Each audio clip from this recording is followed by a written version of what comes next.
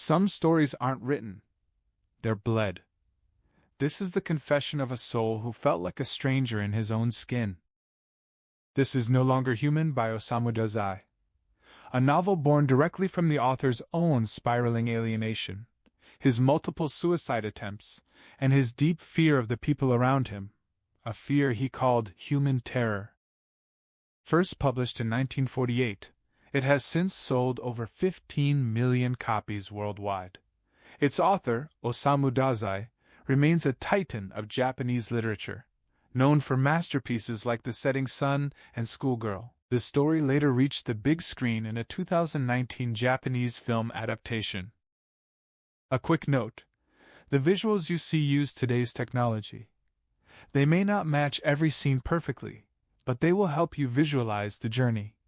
So please, bear with me on that. This is a third-person retelling of Dazai's masterpiece.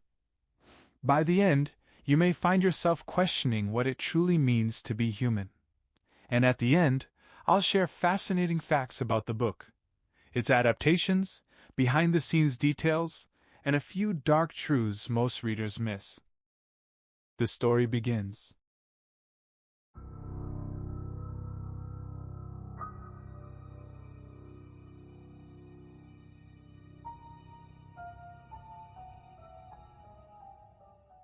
He recalls having seen only 3 photographs of the man. The first shows a boy of about 10, standing at a pond's edge, girls clustered around him. The focal character notices the boy's tilted head, his traditional kimono and striped hakama, and a smile that immediately strikes him as ugly. The more he studies it, the more wrong it feels. Not a real smile at all, given how the boy clenches both fists. Humans don't do both.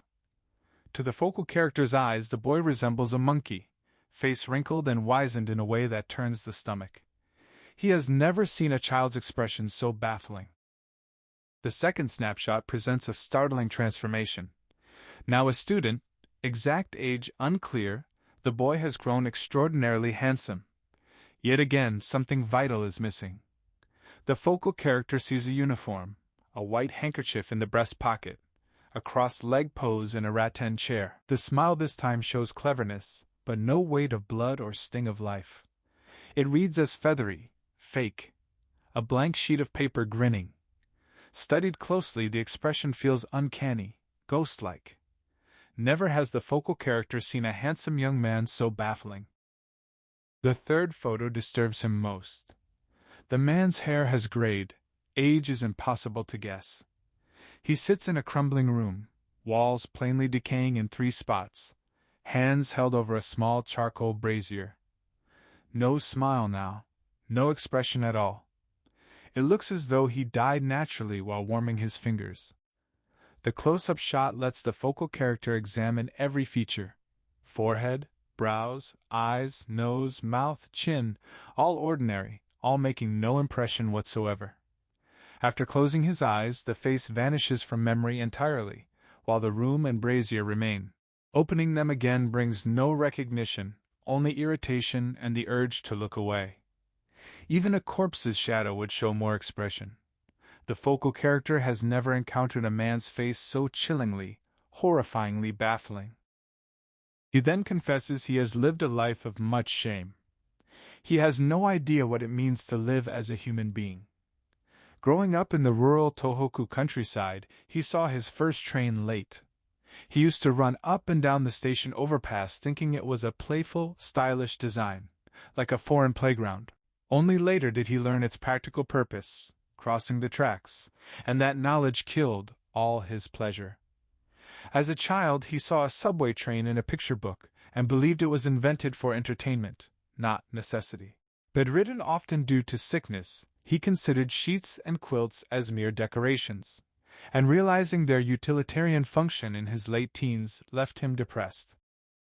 He claims he never truly understood hunger, not simply because his family had plenty, but because he never actually felt the sensation. Even if hungry, he remained unaware. When adults asked if he was starving and offered sweets or cakes, he would agree he was hungry and eat, but the feeling itself remained a mystery. He eats heartily, yes, but never from hunger, only drawn to fancy or unusual foods. As a guest, he forces down whatever is offered. The hardest ordeal of childhood was mealtime at home. His large country family, about 10 people, would sit in two facing rows on tatami, each with a tray table. He, the youngest, took the last place. The dim room, the gloomy silence of more than 10 people eating, the cold, the fixed old-fashioned menu, all of it terrified him. Shivering in the last seat, lifting food bit by bit, he would wonder why people ate 3 times a day. Everyone looked so solemn that he came to suspect meals were a ritual. A required gathering in a dark room, neat rows, faces downturned, chewing in silence as if praying to household gods. The phrase, "eat or die," sounds to him like nothing but ugly intimidation. Yet that superstition, he still thinks of it that way, brought constant anxiety. The idea that people work only to feed themselves or else perish remains utterly impenetrable, obscure, and threatening. To this day, he has no idea why humans do what they do. As a child, he sensed his concept of happiness was completely different from everyone else's, an uneasiness that made him toss and moan night after night, nearly out of his mind. He does not know if he has ever known happiness. All his life, people have called him fortunate, yet he has always felt he was going through the torments of hell, and that those people are infinitely better off.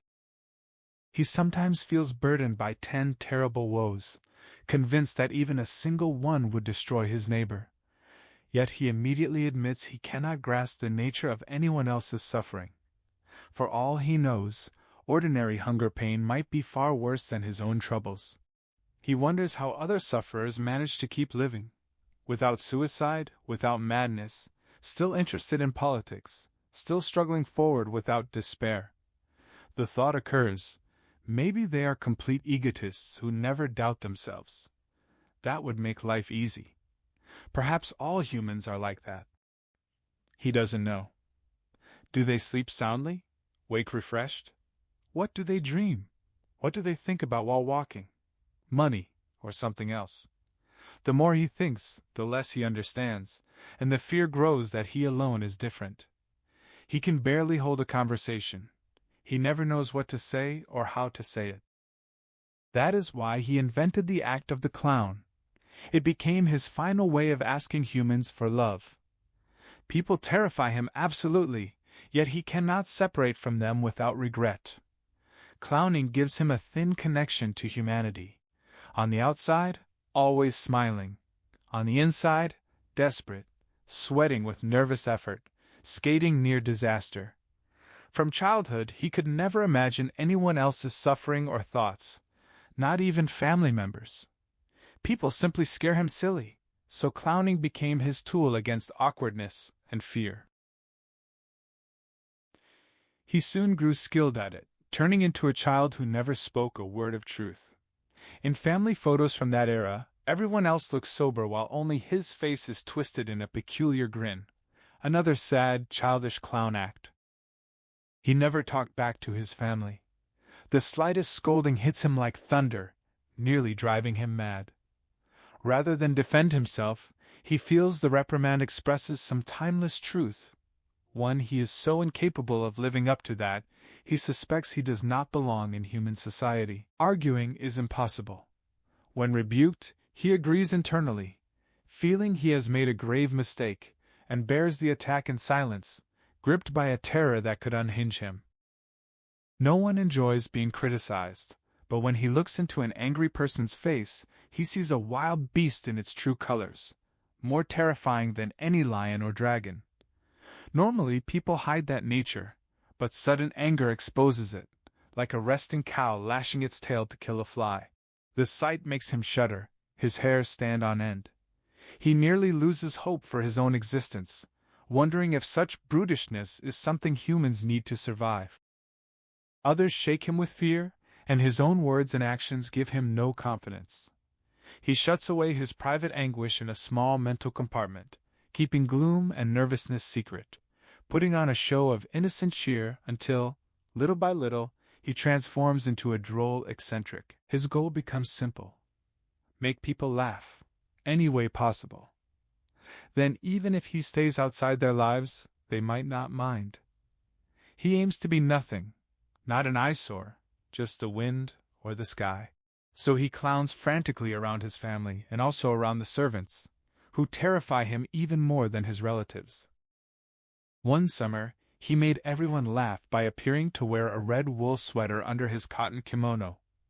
Even his eldest brother, who rarely smiles, burst out laughing, calling him adorable, but noting the look wasn't ideal. In truth, he hadn't lost his mind. He had merely slipped his sister's leggings over his arms so they showed at the wrists, creating the illusion of a sweater. His father frequently traveled to Tokyo, maintaining a second home in Ueno, and always returned with presents for everyone, including distant relatives. Before one trip, the father gathered the children in the living room, asking each with a big smile what they wanted, and carefully wrote down their answers in a notebook. When his turn came, the boy froze. Whenever asked what he wanted, his mind went blank. Nothing would make him happy anyway. Yet if given something he disliked, he could never reject it, or say so. Things he liked, he tasted with bitter fear, like a thief, enduring nameless dread. He lacked the strength to choose between alternatives, a trait that contributed greatly to his life of shame. Standing there fidgeting in silence, he watched his father grow impatient. The father suggested a lion mask, the kind used in New Year's dances, just the right size for a boy, and asked if he would like that. Those words paralyzed him. He could produce no response, humorous or otherwise. He had failed utterly as a jester. His oldest brother then suggested a book, and the father's smile faded into disappointment. He slapped the notebook shut without writing anything. Disaster. He had made his father angry, and terrible revenge would follow. Lying quaking in his futon, he racked his brains. Then he quietly got up, went back to the living room, opened the desk drawer where the notebook had been put away, and took it out. Flipping to the list of requests, he licked the attached pencil and wrote in big letters, "Lion Mask." He returned to bed. He did not want the mask one bit. A book would have been better, but he understood that his father wanted to buy the mask, and his desire to cater to that wish and restore his father's good humor drove him to sneak into the living room in the dead of night. That extreme gamble succeeded exactly as he had hoped. When his father returned from Tokyo, the boy overheard him telling his mother in a booming voice about finding "Lion Mask" written in the notebook. The father had puzzled over the unfamiliar handwriting until realizing it was Yozo's trick. The boy had stood there grinning and silent when asked, then secretly added his request later. The father called him a hard-to-figure little rascal, laughed about it in front of the toy stand, and asked for the boy to be sent in. On another occasion, he gathered the servants in the Western-style room. He had one of them bang randomly on the piano keys while he danced like a wild Indian to the chaotic melody, making everyone howl. His second oldest brother took flash photographs, and when developed, the images revealed his exposed genitals between the folds of his makeshift loincloth, which made everyone laugh again. Another grand success. He subscribed to over a dozen boys' monthly magazines and ordered all kinds of books from Tokyo, reading on his own. He became well acquainted with various fictional professors and characters, plus ghost stories, tales of daring-do, funny stories, and jokes. He had no shortage of material to draw from for amusing his family with deadpan recitals of comedy. But school was different.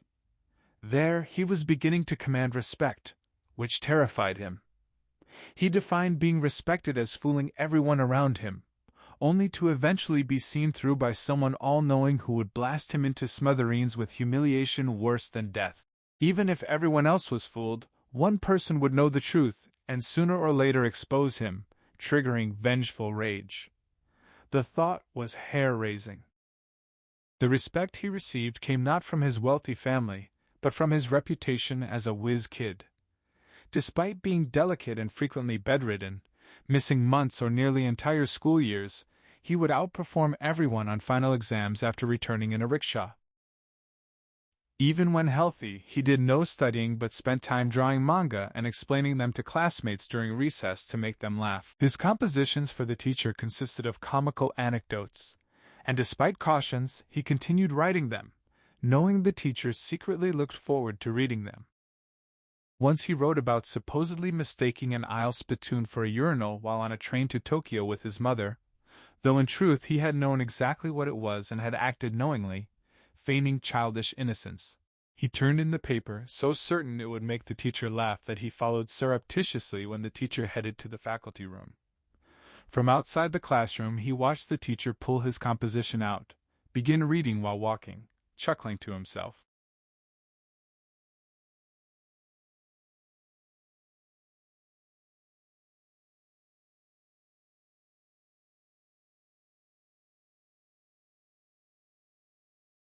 By the end, the teacher was laughing hard, red-faced, and immediately started showing it to other teachers. The boy felt deeply satisfied. He succeeded in getting people to view him as a lovable scamp. He succeeded in avoiding being an object of respect. On his report card, top grades in all subjects, but deportment marks were only average or below, another source of hilarity at home. Yet deep down, he was not a scamp but the polar opposite. Already by that time maids and menservants had taught him unspeakable things, and done unspeakable things to him. He still believes that molesting a child is the ugliest, vilest, cruelest crime imaginable. But he endured it. He even felt as if he had discovered another human characteristic, and weakly laughed it off. If he had been able to tell the truth, he might have reported those crimes to his parents without flinching, but not even his parents made complete sense to him. He had no hope that appealing to anyone, father, mother, policeman, government, would help. He feared only being taken in by slick excuses from people more skilled at navigating the world. The outcome would be unfair, a foregone conclusion, since turning to others was useless. All he could do was keep his mouth shut, endure, and go on playing the clown. He felt he had no choice. Some might sneer that this shows lack of faith in human beings, ask since when he became a Christian. But to him, lack of faith does not necessarily lead to religion. Everyone, sneerers included, gets along fine amid mutual distrust without paying heed to any god. One night when he was small, a famous man from his father's political party came to town to deliver a speech. The servants took the boy to the theater to hear it. Every seat filled. Everyone close to his father clapped enthusiastically. When the speech ended, the crowd set off home on snowy roads in small groups, ripping into the meeting as they walked. Some of the criticizing voices belonged to his father's special friends, calling the father's opening remarks clumsy, the great man's speech gibberish. Yet those same people stopped by the house afterward, went inside, and with expressions of delight assured his father the event had been a grand success. When his mother asked the servants their opinion, they said it was interesting without batting an eye. This from fellows who had complained to each other all the way home that lectures were the most boring thing in the world. That is only one example of human insincerity. Human life seems to him rife with vivid examples of pure, happy, serene insincerity. People deceiving one another without inflicting pain, without even realizing their mutual deception. He isn't especially interested in the deceptions themselves. He himself deceives people from morning till night with his clowning. He can't get excited about textbook morality or notions of doing what is right. What confounds him is the spectacle of human beings who exude purity, happiness, and serenity while engaged in deception, who are confident in their ability to do so. No one ever taught him this deep secret. If he had known that one thing, he would never have experienced such dread of human beings, or felt such urgent need to get on their good side. He wouldn't have been in such conflict with human life, wouldn't have gone through the torments of hell night after night. The reason he never reported those foul crimes the servants committed against him had nothing to do with distrust of human beings, nor with Christian ethics. Rather, the people around him shut down his ability to trust anyone. Even his parents sometimes acted in ways he found hard to understand. He thinks the loneliness he embraced, unable to confide in anyone, gave off a scent that women picked up instinctively, and that this later caused him to be taken advantage of in so many ways. Women saw in him a man who could keep the secrets of love. Along the shore stood 20 or more tall cherry trees with ink-black trunks. Around the start of the school year in April, reddish-brown new leaves would appear against the blue sea alongside pale pink blossoms, soon followed by storms of petals tumbling into the water to drift until waves carried them away. Despite barely studying for entrance exams, he somehow made it into a school whose territory included that petal-strewn beach. Stylized cherry blossoms decorated the school cap emblem and uniform buttons. Distant relatives lived around the corner, so his father kindly chose that seaside school for him. He went to live with them in a house so close that even after the morning bell rang, he could still make it on time by running. He was a pretty lazy student, but thanks to his usual clowning, his popularity grew day by day. Living away from home for the first time felt much easier. Being a Kudup had become second nature, so he didn't have to work as hard at deceiving people. More importantly, he thought, was the deep difference between performing for family at home versus strangers in a strange place, a difference even Jesus felt. For an actor, the most challenging stage is the hometown theater with closest relatives in front row seats. Yet he had performed well under those conditions. How could he possibly fail away from home? Deep down, his dread of human beings still festered, but his clown act was smoother than ever. In class, he got steady laughs. Though the teacher reprimanded him, saying what a good class it would be without him, behind his hand the teacher was chuckling. He even made the gruff-voiced military officer attached to the school guffaw. Just as he began feeling relief at having successfully concealed his true self, he was stabbed in the back. The backstabber was the class runt, a gray, puffy-faced boy with an oversized, droopy-sleeved jacket like a throwback to ancient times, a dunce who flunked academics and stood on the sidelines during physical training. He saw no reason to be on guard around him.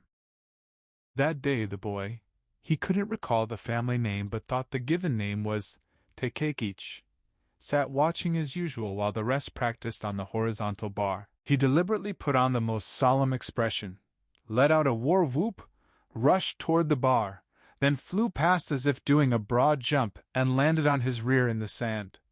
A calculated failure. Everyone roared with laughter, exactly as planned. As he got up with an embarrassed smile and brushed off sand, Takeki came up behind him and poked his back. The boy whispered that he had done it on purpose. He was severely shaken. Never had he dreamed that Takeichi would perceive the deliberate flub. In that moment the world seemed engulfed in hellfire before his eyes. It took all his strength to keep from crying out in madness. Anxiety and fear ate at him in the following days. On the surface he kept up his wretched clowning, but now and then he would sigh with the painful realization that no matter what he did, Takeichi would see through him, and before long would start letting everyone know the truth. These thoughts brought panicky sweats. He stared ahead with the vacant, roving eyes of a madman. If he could have, he would have stuck close to Takeki morning, noon, and night, watching to prevent the secret from spilling, trying to convince him the antics were genuine, not on purpose. He would even have become best friends if possible. If none of that worked, then he could only hope and pray that Takeki would die. He never felt like killing him, though. Throughout his life he had wished many times for someone to kill him, but never felt like killing someone else. He always thought challenging a formidable opponent with murderous intent would only make the other fellow happy. To win Takechi over, he put on a nice, fake Christian smile, tilted his head at a disarming angle, put an arm around the small shoulders, and in a syrupy, wheedling voice invited him over after school. Takechi always looked blankly and said nothing. But one day after classes, right around the start of summer, a sudden downpour hit. Other students milled around unable to leave, but since he lived so close he decided to dash for it. Then he spotted Takeki standing disconsolately in the entranceway. He offered to lend his umbrella. Takeki hesitated, so he grabbed his hand and they ran together through the rain. He asked his aunt to dry their wet clothes and got the boy up to his room. His widowed aunt, in her 50s, lived with her 2 daughters. The elder, Anesa, was a tall, bespectacled woman around 30, with poor health. She had married once but returned. The younger, Sechin, had just graduated from women's college, short and moon-faced. The 3 ran a shop selling stationery and sporting goods, but their main income came from rent on the row house his uncle had left them. Takeshi stood awkwardly, complaining of ear pain from the rain. Looking, he saw both ears badly infected, bursting with pus. He put on exaggerated surprise and gentle, girlish apologies for dragging the boy out in the rain. He went downstairs, asked his aunt for cotton balls and alcohol, then had Takeshi lie with his head in his lap while he cleaned the ears thoroughly. The hypocrisy and scheming behind his actions seemed to go unnoticed this time. As Takeshi lay there, he paid an ignorant compliment that lots of girls would fall for him. In later years he would discover what Takeshi could not have known, that this was a horrific, satanic prophecy. The expression fall for someone always struck him as vulgar and grossly conceited. However solemn the occasion, once that phrase appears, the temple of melancholy crumbles into flat, featureless terrain. Yet replace the pain of having someone fall for you with the anxiety of being loved, and the temple remains intact. It was all very peculiar. When he cleaned the discharge from Takeshi's ears and received that stupid compliment, he turned red and laughed it off without comment, but the words struck a faint chord within him. He didn't mean to imply that Takeshi's words stirred any such absurd self-satisfaction. Human females were many times harder for him to understand than males. They outnumbered males in his immediate family and among distant relatives, plus the maids, so from childhood his playmates were mostly girls. Yet with girls he always felt on thin ice, never knowing what was coming, lost in a fog until he made some awful mistake and paid the price. Unlike a boy's whipping, the wound a girl inflicted was like an internal hemorrhage, inward, extremely uncomfortable, and slow to heal. He observed that girls drew you close, then pushed you away. When others were around, they despised and gave you a hard time. Then when everyone left, they held you tight. Girls slept like the dead. Sometimes he thought they lived to sleep. Though clearly fellow humans, they struck him as utterly different from boys. Yet those inscrutable, untrustworthy creatures cared about him. Not that they fell for him, or even liked him. The closest he could come was that they cared about him. Girls, even more than boys, seemed at ease around a clown. When he pulled stunts, boys didn't go on laughing forever, and he knew to quit at an appropriate point. Girls, however, knew no moderation. They wanted endless clowning, and he would provide encore after encore until exhausted. They really loved to laugh. Girls had a greater capacity for fun than boys, it seemed. The sisters came up to his room every chance they got, and invariably he was startled and jumped in fear. One would ask if he was studying. He'd smile, close his book, and launch into funny stories even when his heart wasn't in it. One evening they made him clown for quite a while, then begged him to put on a pair of glasses. The younger sister issued curt commands. The clown did as told, and instantly the two giggled uncontrollably, declaring he looked just like Harold Lloyd, the foreign film comedian then popular in Japan. He stood and struck a pose, addressing his imaginary fans, and they laughed even harder. From then on, whenever a Harold Lloyd film came to town, he went to see it and secretly studied the expressions and mannerisms. One autumn evening he was lying down reading when the elder sister flew into his room like a bird and collapsed sobbing on his futon. She hysterically begged him to help her, saying she'd be better off leaving this awful place with him, then dissolved into tears again. This wasn't the first time he'd seen a woman in such a state. He wasn't surprised. The banality and insignificance of her outburst cooled any interest. Cautiously he got up, peeled and cut a persimmon, and handed her a slice. She ate it, hiccuped, and asked for an amusing book to borrow. He selected a novel and gave it to her. She thanked him with an embarrassed smile and left. For him, Trying to imagine the feelings of women in general was more confusing and unsettling than probing the psyches of earthworms. All he knew for certain, based on a lifetime of experience, was that when a female bursts into tears like that, if you give her something sweet, she'll eat it and recover. The younger sister brought her friends to his room. After he entertained them without showing partiality and they left, she would unfailingly criticize them, calling one a juvenile delinquent to watch out for. Thanks to her, almost all visitors to his room were female. This was by no means fulfillment of Takeki's prediction. He was merely the Tohoku version of Harold Lloyd. Several years would pass before Takeki's ignorant compliment took on new life as a sinister prophecy. Takeichi gave him one other important gift.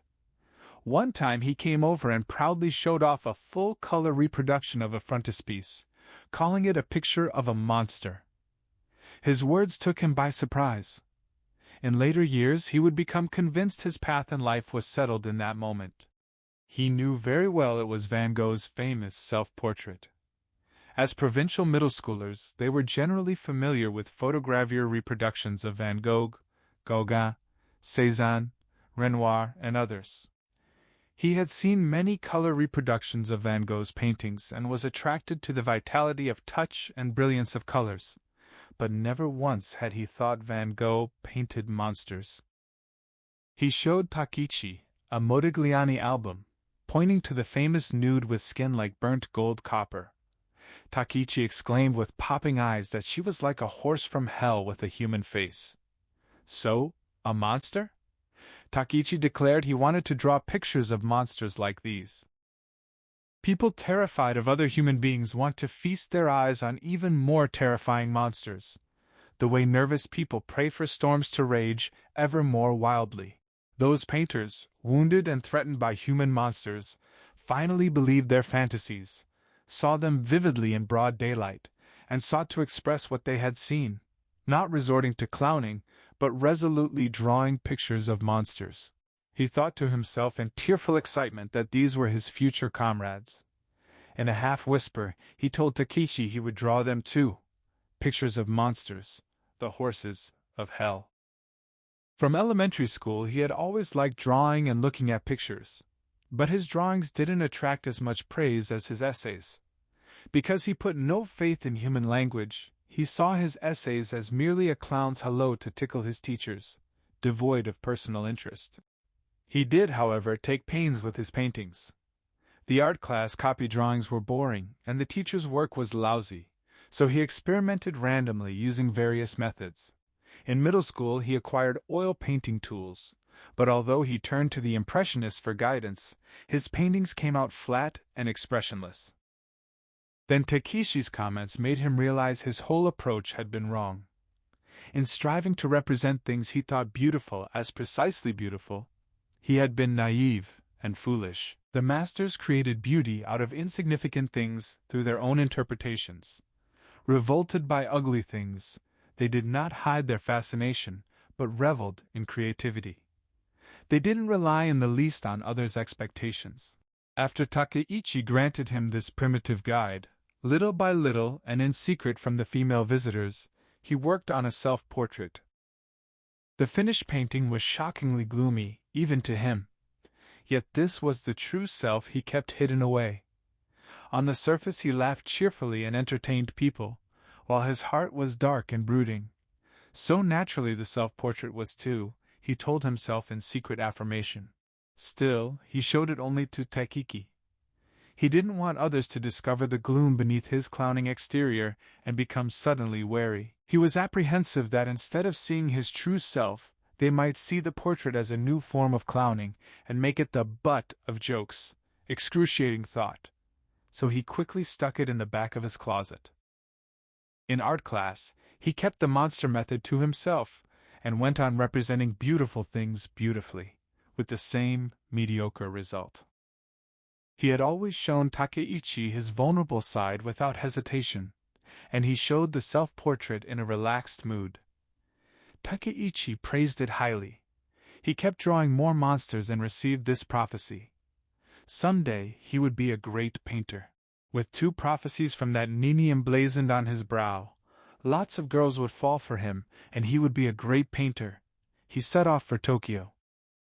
He wanted to go to art school, but his father had long planned for him to enter university and become a government official. Unable as ever to talk back, he obeyed in a daze. His father urged early application, and tired of the seaside school, he went to Tokyo a full year before graduating, sat for the university entrance exam, and passed. He moved into the dormitory but found it disgustingly dirty and uncivilized, so he had a doctor issue a certificate claiming tuberculosis and relocated to his father's house in Uno. Group life was beyond him. References to the thrills or pride of youth left him cold. He couldn't work up school spirit. The classrooms and dormitories struck him as dumps for twisted sexual desire, places where his expert clowning served no purpose. His father stayed in that house only a week or 2 when the diet wasn't in session.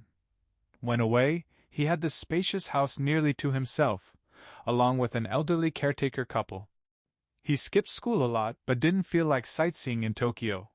He suspected he would die without seeing Meiji Shrine, the statue of Kusunoki Masashigi, or the graves of the 47 Ronin. He spent his days at home reading or painting. When his father was in town, he scuttled off every morning, not to the university, but to the painting school of Western-style painter Shintaro Yasuda in Hongo, sometimes spending 3 or 4 hours practicing sketching. After leaving the dormitory, even when he attended class he felt like an auditor, though that might have been a preconceived notion. He came to feel like a bare-faced hypocrite. Going to school seemed more trouble than it was worth. Throughout elementary, middle, and university, school spirit remained beyond his comprehension. He never even tried to learn a school song. Eventually, a fellow student at the painting school named Masao Horiki introduced him to drinking, smoking, prostitutes, pawnshops, and leftist thought. A strange assortment, but that was the real list. Horiki, from Tokyo's old downtown, was 6 years older, had graduated from a private art school, and was now continuing Western-style study at Yasuda's. One day Horiki asked to borrow 5 yen. They knew each other by sight only and had never exchanged a word. Flustered, he handed over the money. Horiki declared they would go drinking on him, calling him a good kid. Unable to fend him off, he let himself be dragged to a nearby hostess bar, the start of their friendship. Horiki claimed he'd had his eye on him for some time, praising that shy smile as the expression of a promising young artist. He proposed a toast and warned the hostess not to fall for him, since he himself had sadly become second handsomest since the other started coming to painting class. Horiki had dark complexion and even features. Unusually for an art student, he wore a proper suit with conservative tie, hair parted in the middle and slicked down. The unfamiliar place terrified him. He folded and unfolded his arms with what probably did look like a shy smile frozen on his face. But after a couple of beers he felt a lightness, an odd sense of liberation. He mentioned thinking of enrolling in art school for real. Horiki dismissed it as a waste of time, saying they must look to nature as teacher, rhapsodizing about pathos in their response to nature. He took little account of the words, thinking Horiki a fool, and surely not much of an artist, but possibly someone good to go out on the town with. For the first time he had encountered a genuine city wastrel. In a different way from him, Horiki was also completely detached from ordinary human doings, had lost his bearings. In that respect, kindred spirits. Yet an essential difference remained. Horiki was a buffoon without realizing it, completely unaware of the wretchedness of his buffoonery. He felt scornful, telling himself he was with Horiki only to go out on the town, someone to pass time with, no more. He was even ashamed of the friendship. But as they spent more time together, Horiki finally broke him down completely. In the beginning, though, he was convinced Horiki was singularly fine. Despite his habitual fear of human beings, he let down his guard, pleased to have found a guide to the city. Alone, riding the train terrified him of the conductor. Seeing kabuki terrified him of the usherettes. Eating at a restaurant terrified him of the waiter. Above all, Paying the bill brought unbearable awkwardness. Handing over money made him dizzy not from stinginess but from nerves, shame, anxiety, terror. Everything went dark, and he would panic, forgetting change and even forgetting to take his purchase. Navigating Tokyo alone was impossible. Instead, he stayed home all day, lying around doing nothing. But with Horiki handling the wallet, he haggled mightily and took charge with aplomb, demonstrating an impressive ability to use slight money for maximum effect. Horiki avoided expensive taxis, preferring trains, buses, riverboats, always getting them to their destination in minimum time.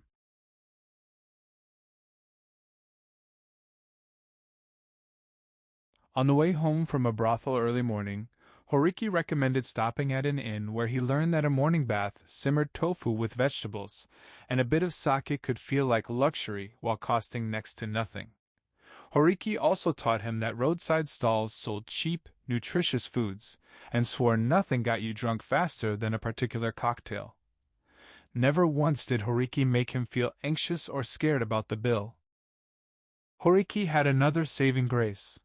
During their rambles, he showed complete disregard for his companion's opinions, and constantly went on about pathos in stupid, endless rants that eliminated any need to fear awkward silences. In his interactions with people, fear of horrendous silences, worse because he spoke slowly, had driven him to play the clown in desperation.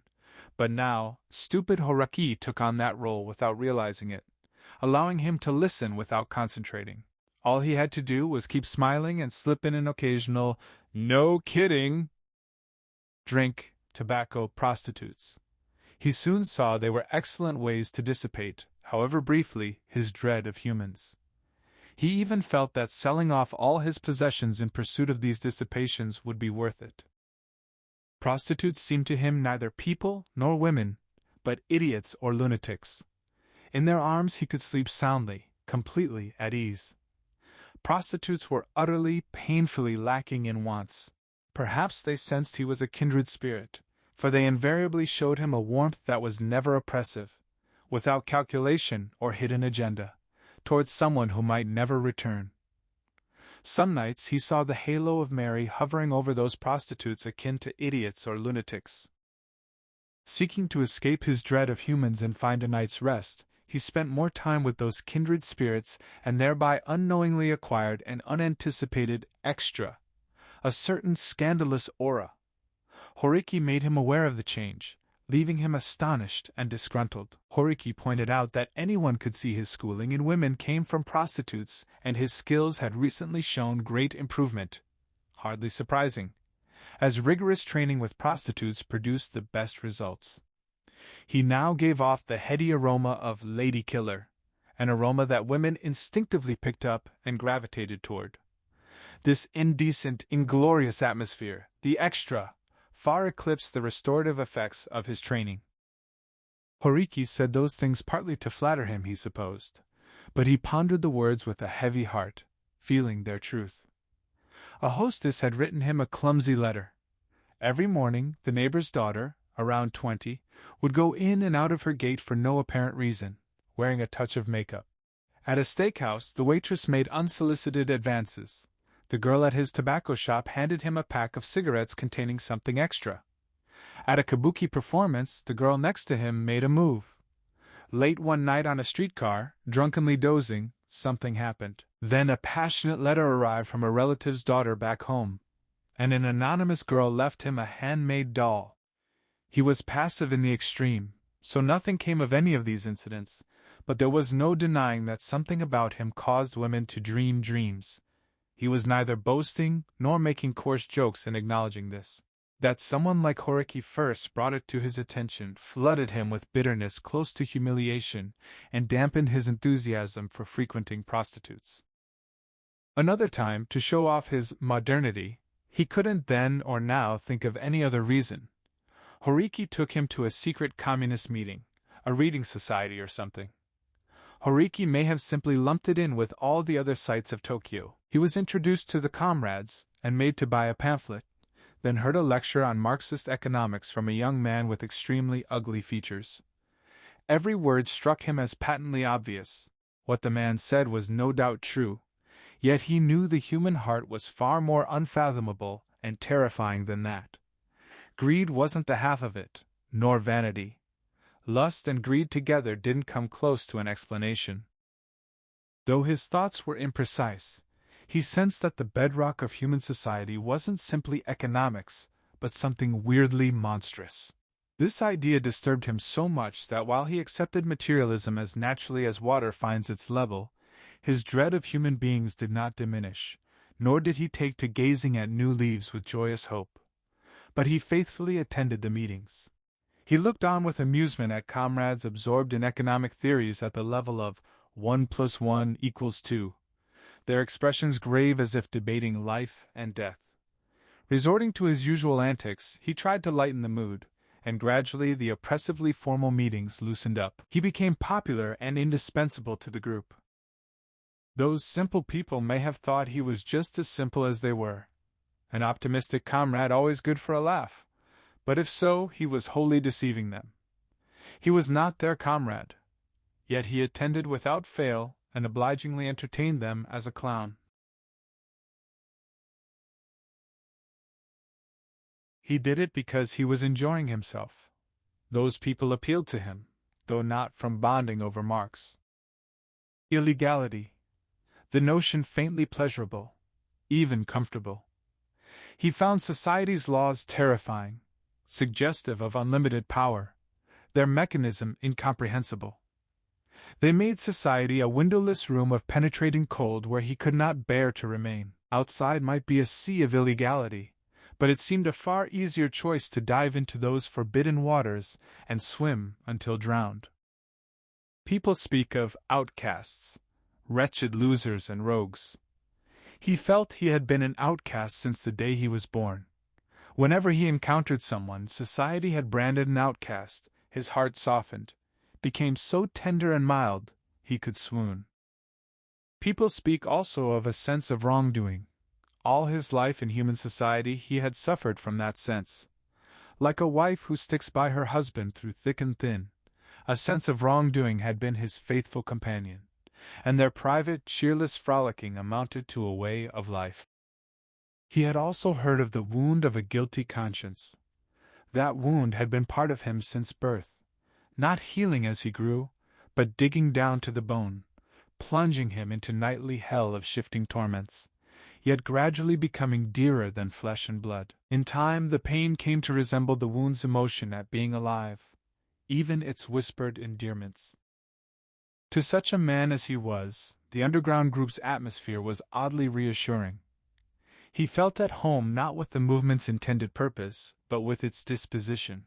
Horiki, on the other hand, used the movement only for mindless fun. After introducing him, he never went back, making a stupid joke about Marxists needing to study not just means of production, but means of consumption too. Horiki's invitations to him had to do exclusively with the latter. Looking back, Marxists came in a variety of flavors. Some, like Horiki, styled themselves out of vain modernity, while others, like him, were passive participants attracted by the whiff of illegality. Any true believer who saw through them would have flown into a rage, branded them dirty traitors, and thrown them out. But neither he nor Horiki was ever expelled. That illegal world was more congenial to him than the world of law-abiding gentlemen. He could relax and conduct himself in a healthy way that made them look on him as a promising comrade. They asked him to run all sorts of errands, always excessively hush-hush, which made him want to burst out laughing.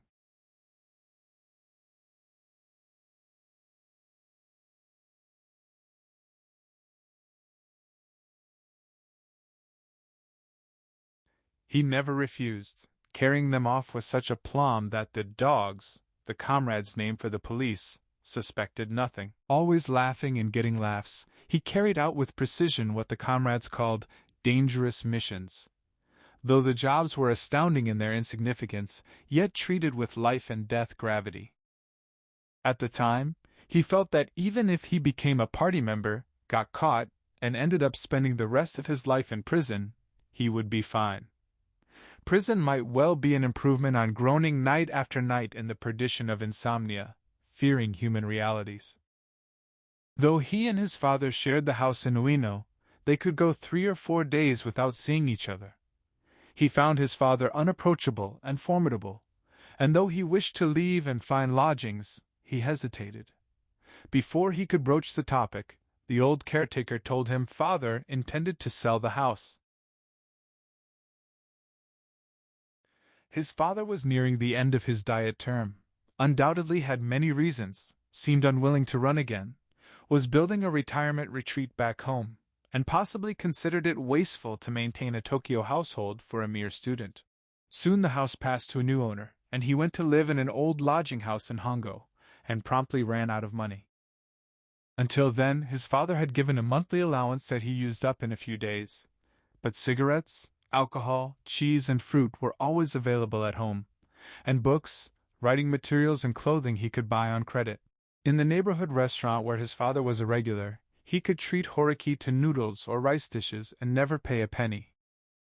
Now suddenly on his own, forced to meet all expenses from his monthly allowance, the money evaporated in 2 or 3 days, leaving him horrified, helpless, panicky.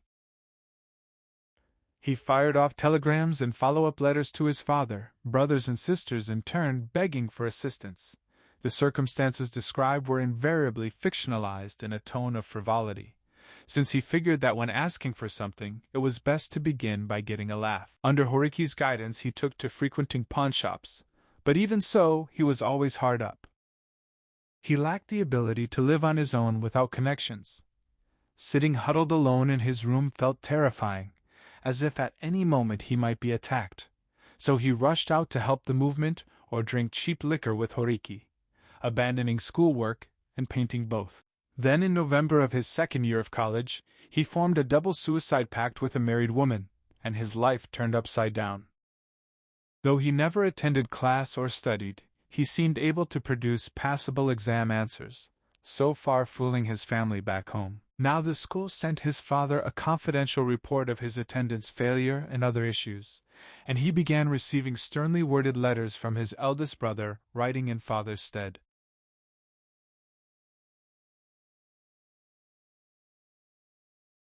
There were also more direct sources of pain. His lack of money, and his service to the movement had become so intense and all-absorbing that he could no longer do it half in fun. He was in charge of Marxist student action groups throughout central Tokyo. In case of an armed uprising, he bought a small knife, whose delicate blade was barely strong enough to sharpen pencils, he later realized, and carried it in his raincoat pocket while busying himself with liaison work. He wanted a drink and deep sleep, but had no money. Moreover, orders from the party came in such a cascade he scarcely had time to breathe. His sickly body couldn't keep up. He had only been helping because the group's illegal status appealed to him, but what started as a joke was now all too real. Unbearably busy, he felt like telling the leadership they had the wrong guy. Why not have an actual member do the dirty work? Unable to suppress his hateful thoughts, he fled. When fleeing didn't make him feel better, he decided to end it all. At the time, 3 women had feelings for him. One was his landlord's daughter. Every time he came back exhausted from movement work and collapsed without supper, she would appear in his room with pen and paper, claiming the noise downstairs stopped her from writing a letter. She would sit at his desk for an hour or more. He only had to ignore her and sleep, but she clearly wanted conversation, and his passive urge to please kicked in. Even unwilling to speak, he rolled over with effort and took a drag on a cigarette. He made a remark about someone heating bathwater by burning love letters from women. She guessed it was him. He claimed he once heated milk that way and drank it. She said she would consider it an honor and asked him to use hers next. He wished she would leave. Her writing was a likely story, probably random nonsense. He asked to see it, though that was the last thing he wanted.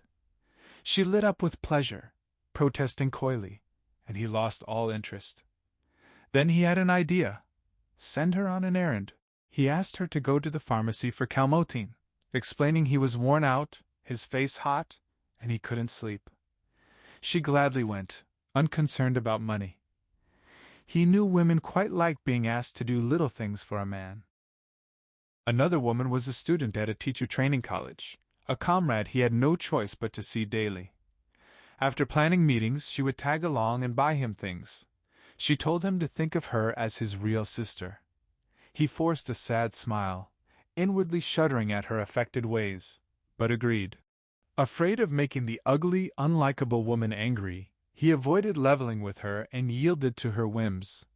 When she bought him something, invariably in atrocious taste, which she usually handed off to a street vendor, he looked pleased and offered a quip.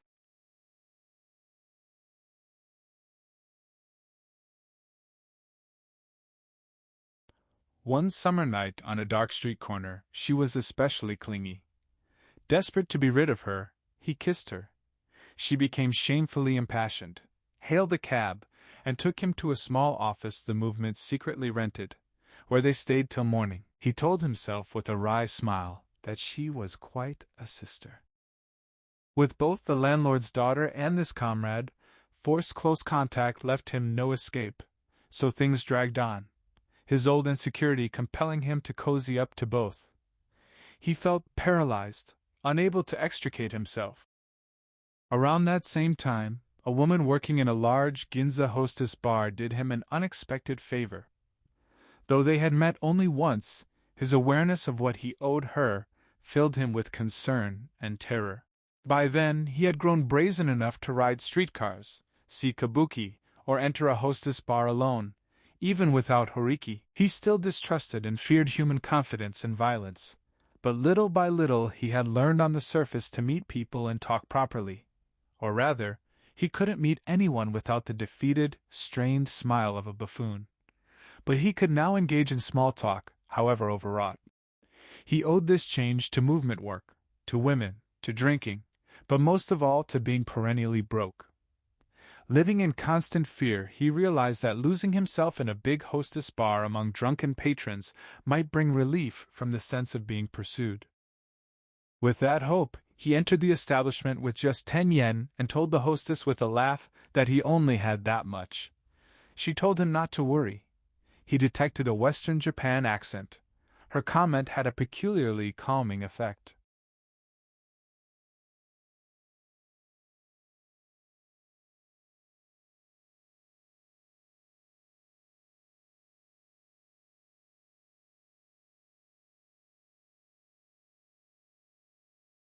He actually felt that as long as he was with her, there was no need to worry. He ordered a drink.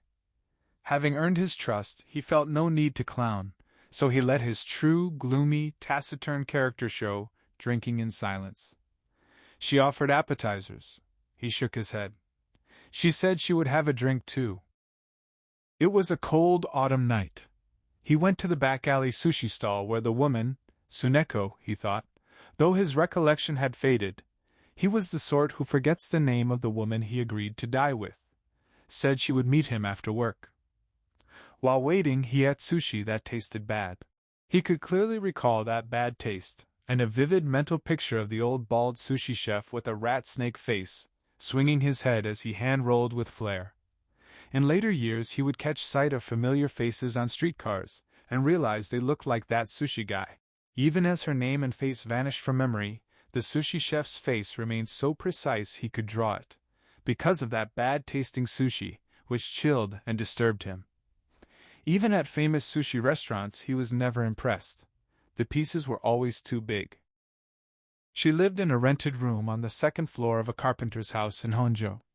He lay on the tatami, sipping tea with one hand propping his cheek as if suffering a toothache, making no attempt to hide his disconsolation. This posture seemed to meet with her approval. She struck him as totally isolated, a woman standing amid swirling dead leaves, whipped by cold wind. Lying side by side, she told her story.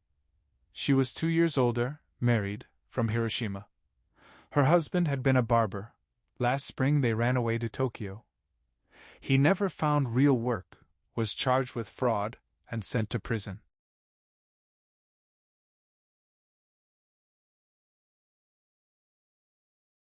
She had been visiting him daily, taking whatever he needed, but from tomorrow she would stop. Women's life stories never interested him, perhaps because women emphasized the wrong points. He always turned a deaf ear. The murmured words, "I feel so sad and alone," would arouse his sympathies more than any rambling sob story. He found it bizarre and astonishing that no woman had ever spoken them to him.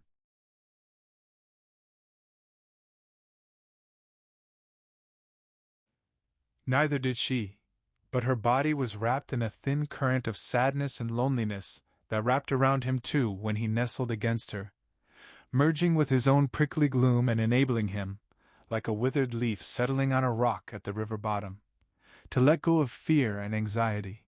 This was completely different from the ease of sleeping with idiot prostitutes. The prostitutes were cheerful. That night with the convicted criminal's wife was a night of liberation and happiness, a word he did not expect to use again in such an assured, affirmative way. But those feelings lasted only one night. The next morning he awoke, jumped up, and reverted to the same flippant clown act. To the weak, even feeling happy can be frightening. One can injure oneself with cotton balls, get hurt by happiness. Anxious to end things before disaster struck, he put up the usual smokescreen of buffoonery. The old saying about poverty and love gets misinterpreted. People think it means a woman walks out when the money's gone. But he remembered spouting the real meaning one night. A man loses heart, sinks into paranoia, and finally walks away himself, never looking back. Tsuneko had burst out laughing at his nonsense. He didn't even splash water on his face before leaving, knowing nothing good would come of him hanging around. His careless words, he later realized, would set off something unexpected. A month passed before he saw that night's benefactor again. In the meantime, his happiness faded day by day, and her small kindness started filling him with alarm. For no clear reason, he felt the weight of obligation. The fact that she'd paid his entire bill began pressing on him until she seemed no different from the landlord's daughter or the college girl, another threatening female. He lived in constant fear, even at a distance. He was convinced any woman he'd slept with would turn on him in fury if they met again, so he avoided the Ginza entirely. His reluctance wasn't cunning. He just failed to understand how women could cut off their nights from their mornings as cleanly as crossing the river of oblivion. Late November, he was drinking cheap liquor with Horiki in Kanda. When they left, his evil friend insisted on continuing. Neither had money, but that didn't stop Horiki. Drunk and reckless, the narrator gave in, announcing they'd head for a hostess bar, the land of revelry and feasting. Horiki cheered. They boarded a streetcar. Horiki was in high spirits, announcing he was hungry for a woman and would kiss whoever sat beside him. The narrator didn't object, so Horiki thanked him. They got off at Ginza Yankom and entered that same bar. He had almost no money. Tsuneko was his only hope.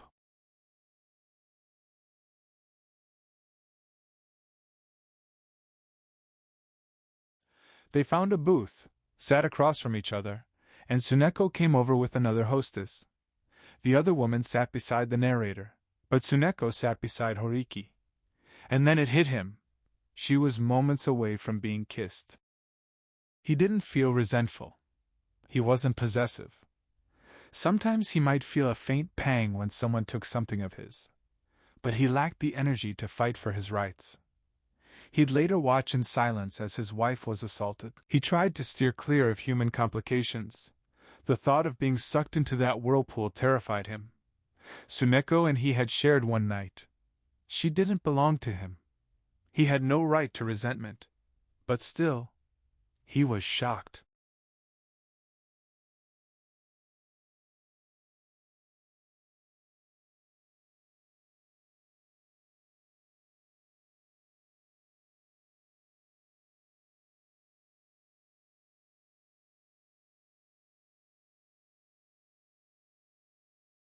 He felt sorry for her, about to get a ferocious kiss from Horiki right in front of him. Once tarnished, she'd surely have to leave him. He lacked the fierce passion to make her stay. He decided it was all over now, accepted the inevitable, flowed around the obstacle like water. He grinned at them both. Then the situation took a completely unexpected turn. For the worse. Horiki frowned and declared he was done. He called Tsuneko too pathetic, reeking too much of poverty even for him. He crossed his arms, stared with disgust, a crooked smile on his face. The narrator told Tsuneko quietly to bring drinks. They had no money. He wanted to drown himself in alcohol. In a man of the world's eyes, Tsuneko wasn't even worth drunken kisses, just a pathetic woman who reeked of poverty. The discovery caught him completely off guard, left him thunderstruck. He kept drinking harder than ever before, getting smashed. He and Tsuneko traded sad smiles. He saw it now. That's all she was. A weird, worn-out woman who stank of poverty. But at the same time, as a fellow pauper, he felt drawn to her. That closeness welled up, endearing her to him, making him sense for the first time in his life the faint stirrings of something like love. Then he threw up, lost consciousness. The first time he ever drank to blackout. When he woke, Tsuneko was sitting by his pillow. He was in her room in a carpenter's house in Honjo. She asked if he'd meant what he said about poverty and love flying out the window. She thought he was joking. She pointed out he never came back. She asked if it would make a difference if she earned money for them both. He said no. Then she lay down too, and toward dawn the word death passed her lips for the first time.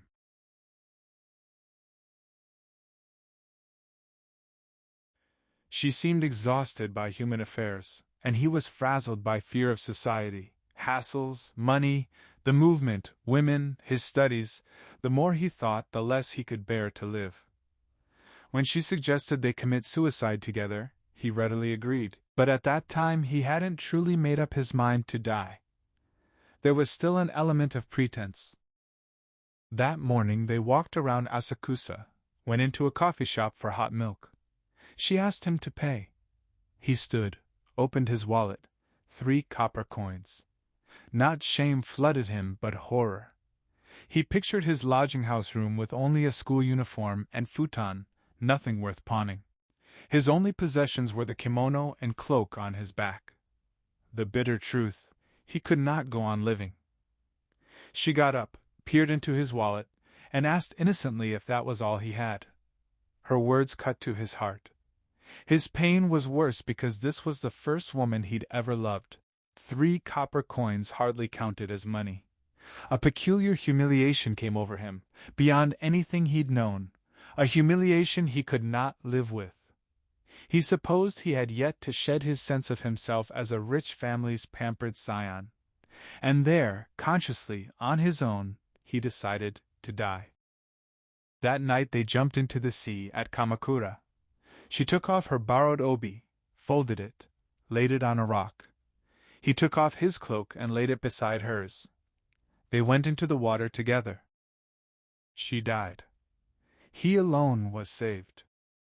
The newspapers made much of it, probably because he was a college student, and his father's name still had news value. He was admitted to a coastal hospital. A family member rushed to his side, handled many details, then told him the entire family from father on down was furious, and he might well be disowned. He didn't care. He longed for the dead Tsuneko, and couldn't stop weeping. Of all his relationships, the only person he had truly loved was her, the woman who reeked of poverty. The landlord's daughter sent a long letter with 50 tanka poems, all opening with the strange line, "Live for me, do." Nurses popped into his sick room with cheerful hellos, some squeezing his hand before leaving.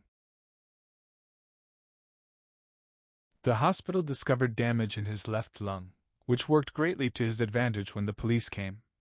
He was charged with assisting a suicide and escorted from the hospital, but at the station they treated him as an invalid, putting him in an isolation room away from other prisoners. Late at night, the old policeman on night duty quietly opened the adjoining door, called out to him, said he must be cold, and invited him in to warm up.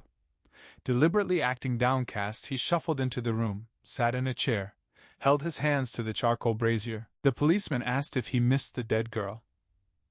He made his voice weak and faint and said yes.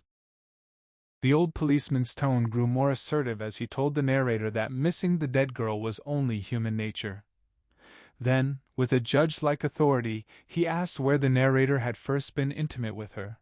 He looked down on him as a child, clearly prepared to while away the long autumn night playing investigator and extracting salacious confessions. The narrator quickly grasped the old man's intent and nearly laughed in his face. He knew he had every right to refuse this off-book interrogation, but the night was long. To liven things up, he put on an act of utmost sincerity, pretending to believe the policeman was truly in charge and could single-handedly decide his penalty. He fabricated a statement to take the edge off the old man's licentious curiosity. The policeman said that gave him a good idea of what happened, adding that honest answers would be taken into consideration. The narrator thanked him profusely. It was a brilliant performance, inspired, divine, and it gained him nothing at all. Sometime after dawn, the police chief sent for him. The real interrogation began. When the narrator opened the door and stepped into the office, the chief took one look and told him he was handsome. None of this was his fault, only his mother's for giving birth to someone so devilishly handsome. The chief was still young, dark-skinned, with the air of a college-educated man. Taken by surprise, the narrator felt wretched and hideously disfigured, as if a red birthmark covered half his face. The chief, built like a martial arts master, conducted a straightforward interrogation, worlds away from the old policeman's sly, obscene midnight questioning.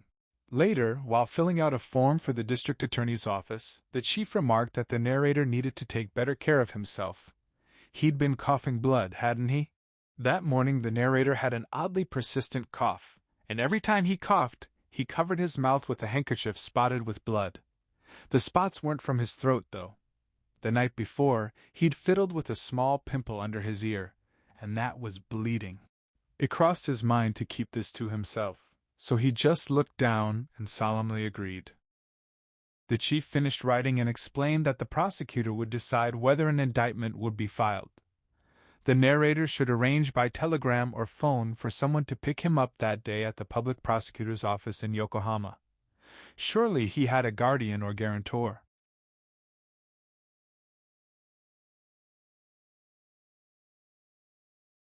The narrator remembered an antique dealer named Shibuta from his hometown, a frequent visitor at his father's Tokyo house and his college guarantor.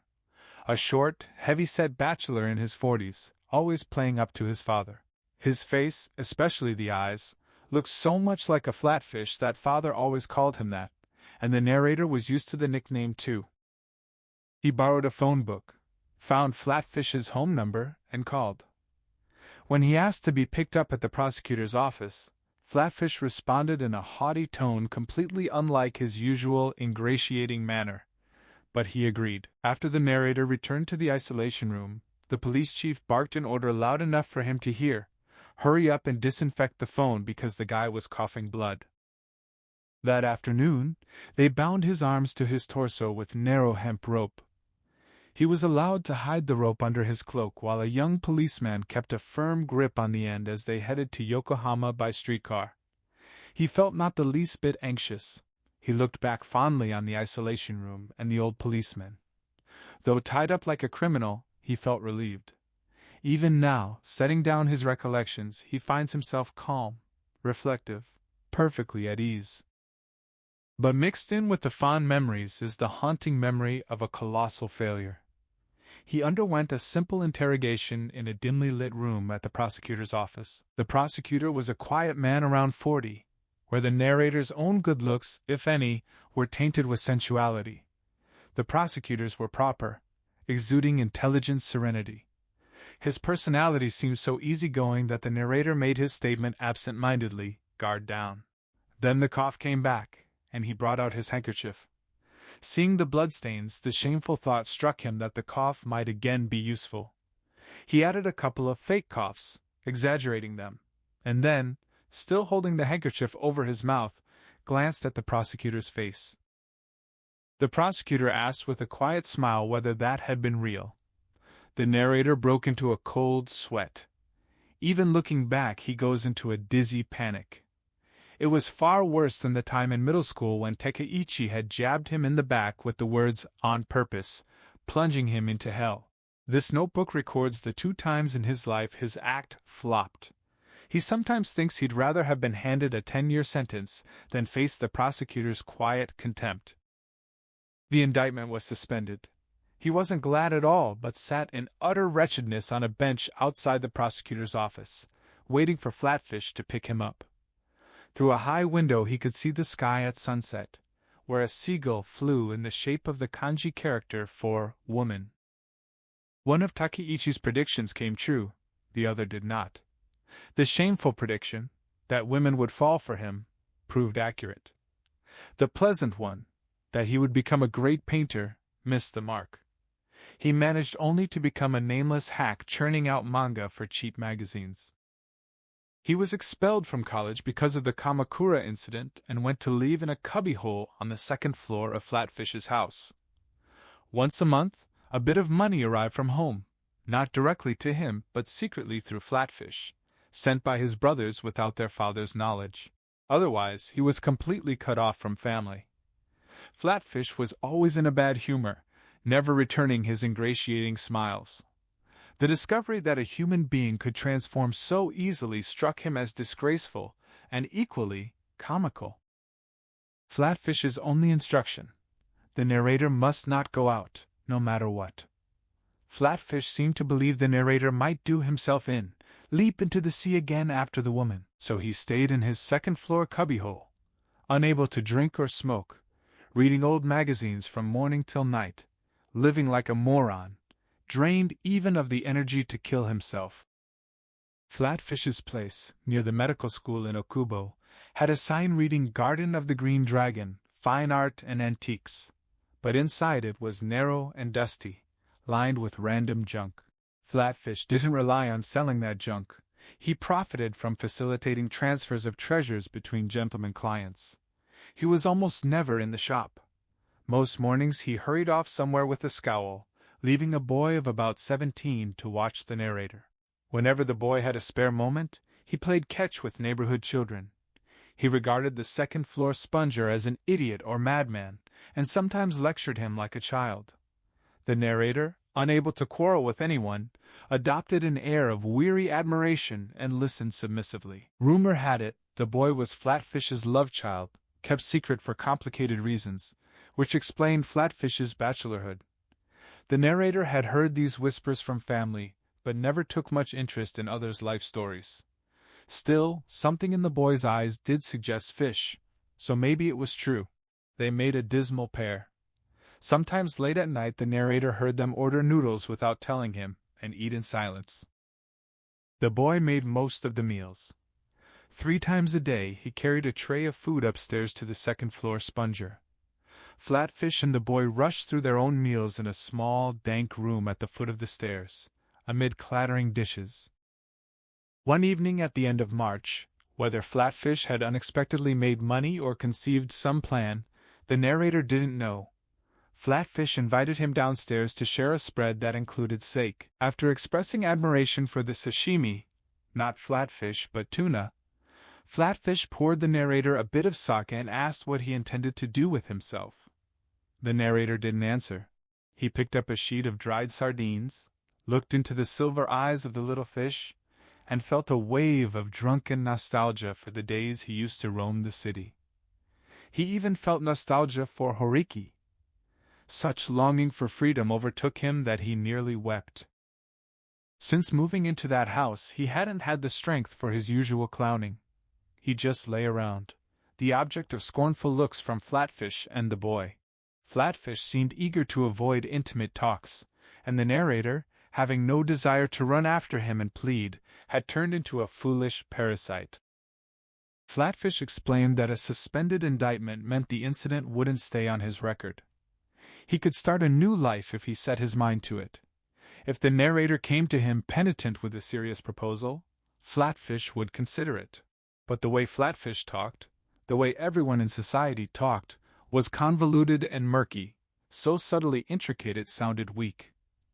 The fussy, cautious, haggling always bewildered the narrator until he lost interest and either started clowning or gave silent assent in defeat. He later realized that if Flatfish had just spoken simply, everything would have been settled. All he needed to say was that starting in April the narrator should enroll somewhere, national or private, and then his folks would increase his allowance to cover living expenses. That actual plan had been decided on, the narrator later learned. He would certainly have gone along, but Flatfish's roundabout, overly cautious way of speaking messed everything up and forever changed the course of his life. Flatfish pressed. If the narrator wasn't willing to come with a serious proposal, his hands were tied. The narrator truly had no idea what kind of proposal. Flatfish insisted that was something he had to ask himself. Like what? Like what did he intend to do from now on? Should he get a job? Flatfish turned it back. How did he feel about it? The narrator started to say the trouble with going to school was money, but Flatfish cut him off. Money wasn't the real problem. The problem was knowing what he wanted. Why didn't Flatfish just say his folks had agreed to pay for school, knowing that would have settled everything? Instead, the narrator was in a deep fog. Flatfish asked if he had any hope for his future, adding that taking on responsibility for another person was harder than that person could understand. The narrator apologized. Flatfish said it was a true source of worry, but he had taken on full responsibility and didn't want to see the narrator avoid commitment. He wanted to see determination to make something of himself. Come with a serious proposal, and Flatfish was prepared to respond.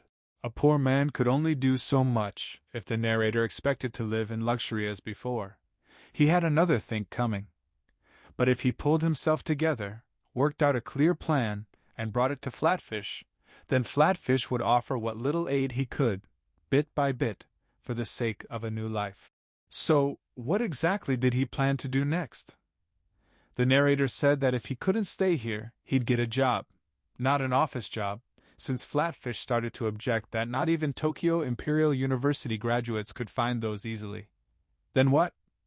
The narrator boldly said he'd be a painter. Flatfish exclaimed in disbelief. What? He could never forget the sly shadow that crossed Flatfish's face as he ducked his head and laughed. A shadow of scorn, yet somehow different. Compared to the ocean, it was the kind of shadow you would expect adrift in the bottomless depths. A laugh that offered a glimpse into the innermost recesses of adult life. Flatfish told him that becoming a painter was out of the question, that he hadn't pulled himself together in the slightest, and ordered him to think it over seriously that night. With those words at his back, the narrator fled upstairs as if chased, but even after going to bed, nothing came to mind. Dawn came, and he ran away from Flatfish's house. He left a note and pencil, explaining he'd be back for sure that evening, that he was going to see a friend to talk over his future plans, so don't worry, he meant it. He jotted down Horiki's name and address in Asakusa and sneaked out. He hadn't run away in a fit of pique. Flatfish was absolutely right. He couldn't pull himself together, had no notion what he might do in the future, and couldn't keep imposing. Even if he found a worthy goal, how could he finance a new life with monthly help from someone as poor as Flatfish? He recoiled at the idea. He left because he couldn't bear to stay a moment longer. But he had no serious intent to discuss future plans with the likes of Horiki. He wrote the note to set Flatfish's mind at ease, even momentarily. Not exactly as a detective story ploy to buy getaway time, though that thought was faintly in the back of his mind, but more out of fear that the shock of his disappearance would greatly upset Flatfish. Though the truth inevitably comes out, his fear of stating plain facts gives him an unfortunate tendency to embellish. Many people scorn him as a liar, but his embellishments are almost never self-serving. He has a suffocating dread of sudden changes that spoil the atmosphere. He is so desperate to please that he often adds some warped, feeble embellishment, even knowing it will work against him in the long run. Society's honest souls have taken full advantage of this habit. So on the spur of the moment, he dredged up Horiki's full name and address and scribbled them on the note. He left Flatfish's house, walked to Shinjuku, and sold some books he had brought along. After that, he had no idea what to do. Though always sociable, he has never once known true friendship. Apart from Horiki, who kept him company in his wanderings, all his associations have only caused him distress. To relieve that distress, he would throw his energy into clowning until exhausted. Merely catching sight of a distant acquaintance or someone who looked familiar was a nasty surprise that made him momentarily dizzy and gave him chills. He knew what it was to be liked, but seemed deficient in the ability to love, though he has grave doubts about any human being's ability to love. As a result, he could never have anything like a buddy. He lacked even the ability to call on anyone. The gate to any house was more daunting to him than the Divine Comedy's gate of hell. He had the vivid sensation that behind the gate lurked a horrible dragon-like monster, writhing and emitting a foul odor. He had no friends, nowhere to go. Horiki. A word spoken in jest had turned out true. He'd scribbled Horiki's name at random on the note, but now he decided he would actually go call on him in Asakusa. Never before had he taken it upon himself to visit Horiki at home. He usually summoned him by telegram. Now even the cost of a telegram was problematic, and disgrace had so damaged his ego that he feared if he sent a telegram, Horiki might not come. He made up his mind to go see him, even though paying calls was the hardest thing in the world. He boarded the streetcar with a sigh. The realization that his sole lifeline was Horiki, of all people, overwhelmed him and sent a chill down his spine. Horiki was home, living in a 2-story house down a squalid alley. He occupied the lone, medium-sized room on the second floor, while downstairs his elderly parents and a young workman stitched cloth strips and pounded them to make thongs for get-a-clogs. That day, Horiki showed him a new aspect of himself as a city dweller. Utter nerve, and egoism so cold and calculating that a country boy like the narrator could only stare in wide-eyed amazement. Horiki wasn't perpetually passive and compliant like him. Horiki asked if he could believe what the narrator had pulled off. Had his old man forgiven him yet? The narrator couldn't say he'd run away. He was evasive as usual, even though Horiki was bound to figure it out.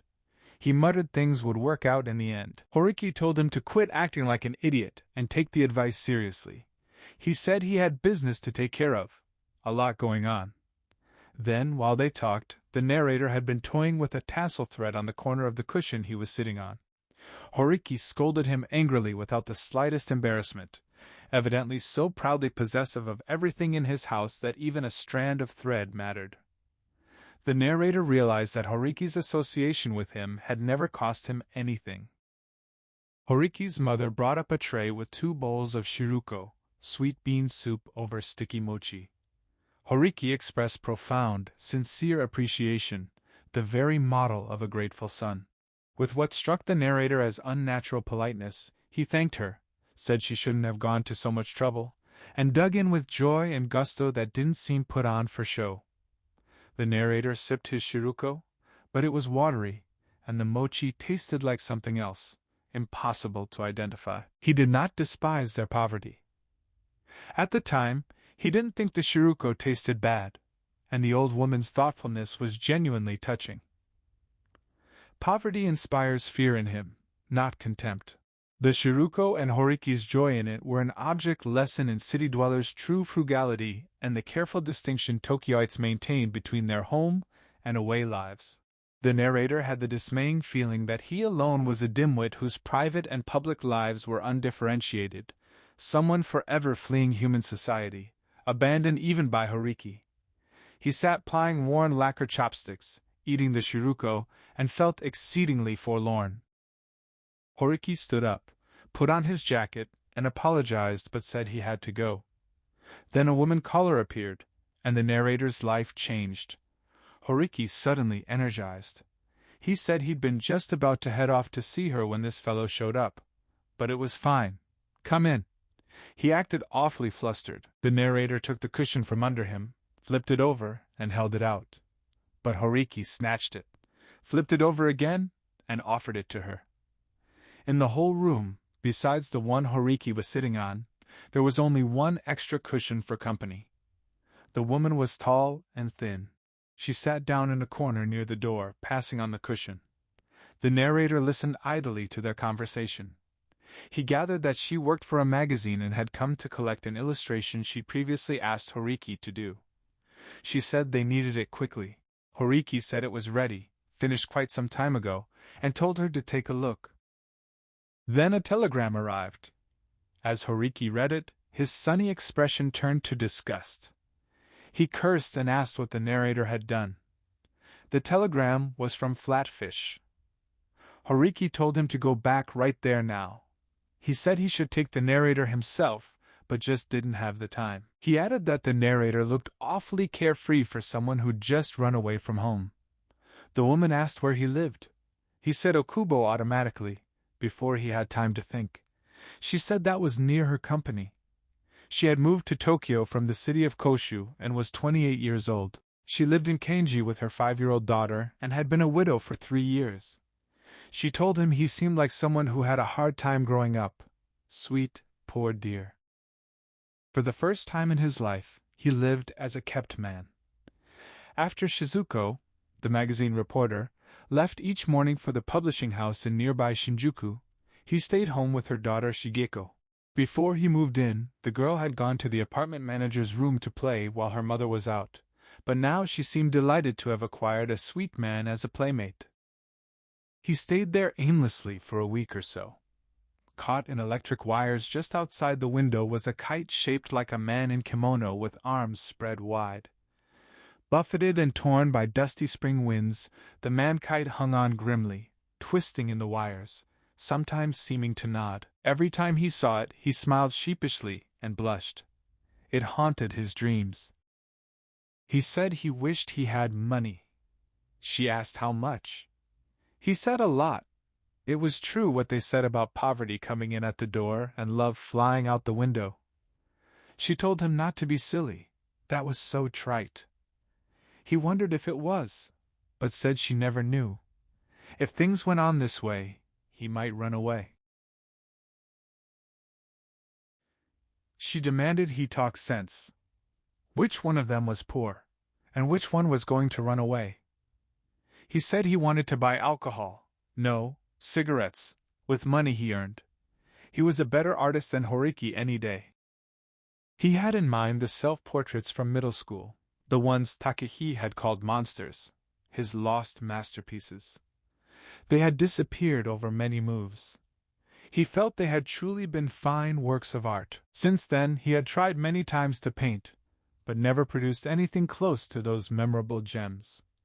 He suffered from a listless sense of loss, as if his heart were hollow. In his mind, he described that sense of irreparable loss as an unfinished glass of absinthe. When the topic of painting came up, that image would flicker before him, tormenting him with the impatient longing to show her those paintings and convince her of his ability. She was amused, calling it adorable how he joked with a straight face. It wasn't a joke, it was true. If only he could show her those paintings. The anguished thought circled until he changed his mind and gave up, saying he meant manga. When it came to manga, he had Horiki beat. She took his clownish dissembling more seriously than his desperate appeals. She admitted she'd been admiring his manga, the ones he drew for Shigeko, that made her laugh out loud. She suggested he give it a try. She could put in a word with the chief editor at her company, which published a monthly children's magazine that had yet to make much of a name for itself. Shizuko said many flattering things to him, that women took one look at him and immediately wanted to do something for him, that he was timid yet funny, that his brooding only made a woman's heart yearn to help him all the more. But he knew these were the disgusting attributes of a kept man, so he continued to brood. Unable to cheer up, wanting money more than a woman, he secretly longed to get away and earn his own living. His schemes backfired, making him increasingly dependent on her. In her strong-minded way, she dealt with the messy aftermath of his running away from Flatfish's place and other things, and as a result he became even more timid around her. At Shizuko's instigation, Flatfish, Horiki, and she got together and settled on a plan. He would end relations with his family, and she and he would live together as man and wife. Thanks to her efforts on his behalf, his manga sold surprisingly well. He used the income to buy alcohol and cigarettes, but his loneliness and gloom only deepened. He did nothing but brood, so homesick and despondent that often while drawing his monthly manga series for her magazine, his pen would stop, and he would bend his head in tears. At such times, he felt slight salvation in little Shigeko, who by then freely called him Daddy. She asked if it was true that God would give you anything you prayed for. He more than anyone wanted to pray for an icy will, for understanding of what it means to be human, to know if pushing others aside was a sin, to be granted a mask of anger. He told her yes, God would give her anything, but maybe not him. He was afraid even of God, unable to believe in divine love, only in divine punishment. Faith to him meant facing God's judgment seat with head bowed, prepared to accept chastisement. He could believe in hell but not in heaven. She asked why not him? Because he disobeyed his father, he said. She said everybody said he was nice. That was because he had them all fooled. Everyone in the building felt friendly toward him. But how could he explain to a child how afraid he was of them all? And the more afraid he was, the more they liked him. And the more they liked him, the more he feared them, and had to distance himself. This unhappy sickness was beyond explanation. Casually, he changed the subject, asking what she wanted to ask God for. She said she wanted her real daddy back. Shock made him dizzy. Enemies. Whether he was her enemy or she was his, now somewhere there was another adult who posed a threat to him. The face of a stranger, inscrutable, full of secrets. Suddenly that was how Shigeko's face looked to him. He had thought she alone was different. But all along she too possessed a cow's tail, capable of lashing out and killing a fly. After that, he was timid even around her. Horiki began coming to see him again, calling out, "Lover boy!" Even after the loneliness Horiki had inflicted on him the day he ran away, he still couldn't refuse to see him, and greeted him with a dim smile. Horiki said he'd heard the manga were pretty popular. An amateur knows no fear. Foolhardy courage is hard to beat, but the narrator should watch himself because his drawings weren't quite up to snuff. Horiki had the nerve to talk down to him as if he were the master. Still suffering the endlessly recurring fantasy, the narrator thought that if only he could show Horiki his monster paintings, he'd like to see the look on his face. He told Horiki not to say that. It made him want to scream. Horiki looked more pleased than ever and warned that a knack for getting on in the world would only take him so far. Eventually he would betray himself. A knack for getting on in the world? Him? The narrator rolled his eyes. Then again, perhaps in fearing, avoiding, and deceiving others, he was actually in line with the shrewd, world-weary approach of letting sleeping dogs lie. People don't know each other at all. It's possible to have a completely mistaken view of someone, consider him your best friend, and even deliver a tearful eulogy at his death without ever having known who he truly was. Having participated in the settlement discussions after the narrator ran away, no doubt reluctantly, at Shizuko's urging, Horiki began acting as if he were a great benefactor responsible for the narrator's rehabilitation, or else his go-between. He lectured with a straight face. He often dropped by late, drunk, stayed the night, or borrowed 5 yen, always 5 yen, before leaving. Horiki said seriously that there should be no more fooling around with women, because society is unforgiving. The narrator had always thought of society as something strong, harsh, intimidating. When Horiki said that, the words, "Society is you, isn't it?" hovered on the tip of his tongue, but not wanting to anger him, he bit them back. He thought through the exchange. Society is unforgiving. It's not society, it's you. Do that and society will give you a hard time. Not society, you will. Society will ostracize you. Not society, you will do the ostracizing. Know thyself. Thy horror, grotesquerie, villainy, cunning, sorcery. Many such words flashed through his mind, but all he did was wipe his face with a handkerchief and laugh, saying Horiki had him in a cold sweat. From that time on, he has operated under the guiding principle that society is the individual. Ever since he began to suspect that society is the individual, he had become slightly more able to act on his own. Shizuko said he'd gotten willful and less timid. Horiki called him weirdly stingy. Shigeko said he'd stopped being nice to her. Taciturn and unsmiling, day after day while babysitting, he worked on his manga serials, including a clear rip-off of another comic, and one with a nonsensical title he dreamed up in desperation.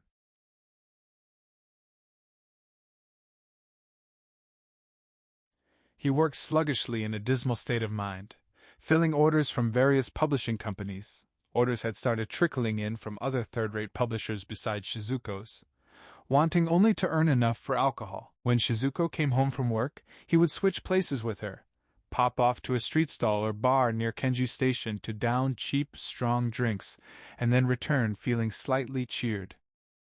He would tell Shigeko that the more he looked at her, the funnier her face seemed, that the idea for the easygoing priest's face came from watching her sleep. He said she looked like an old man in his 40s when she slept, and blamed her for sucking him dry, then burst into drunken song about the flow of water and human life. She calmly told him not to make so much noise, asked if he wanted something to eat, and ignored his bait. He asked for a nightcap and sang again, mangling the lyrics. While he sang, she undressed him, and he fell asleep with his forehead pressed against her breast. This was their nightly routine.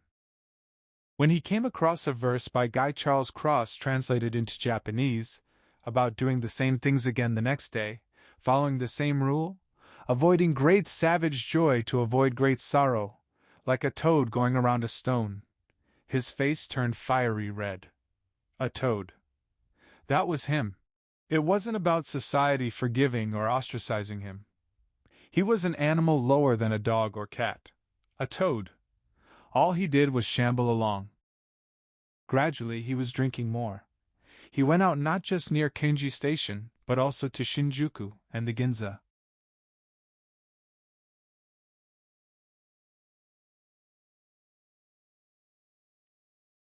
Sometimes he stayed out all night, and, to avoid following any rule, acted like a hooligan in bars, kissing all the girls, reverting to the wild, dissipated life he had led before the suicide pact.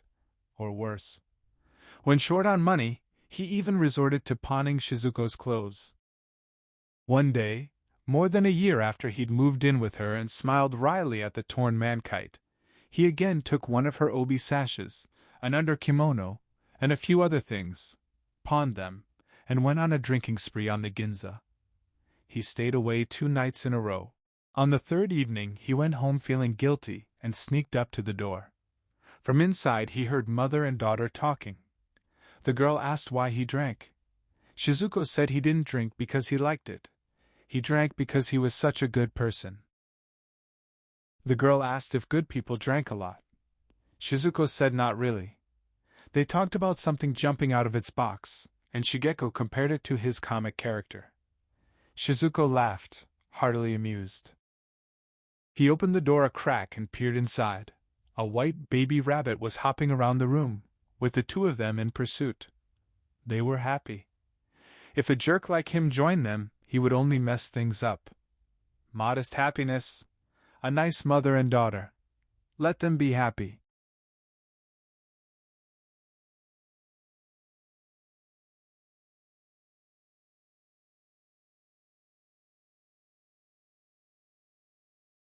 He felt like kneeling and folding his hands in prayer to God.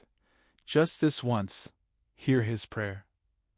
Softly he closed the door, went back to the Ginza, and never lived in that apartment again. After that he crashed on the 2nd floor of a bar near Kyobashi, and became a kept man once more. Society. He felt he was beginning to understand the concept. It meant conflict between individuals. Extemporaneous conflict demanding on-the-spot victory. Human beings never submit to others. Even slaves engage in mean, servile retaliation. Survival depends on winner-takes-all matches. Though people mouth allegiance to higher principles, their focus is always an individual. Behind one individual is another. The abstruseness of society is the abstruseness of the individual. This discovery freed him somewhat from the terrifying specter of society as an ocean. No longer engaging in endless random acts of consideration, he became able to display a certain gall as the moment required. When he left the Kenji apartment, he told the bar's madam in Kyobeshi only that he had just broken up with her.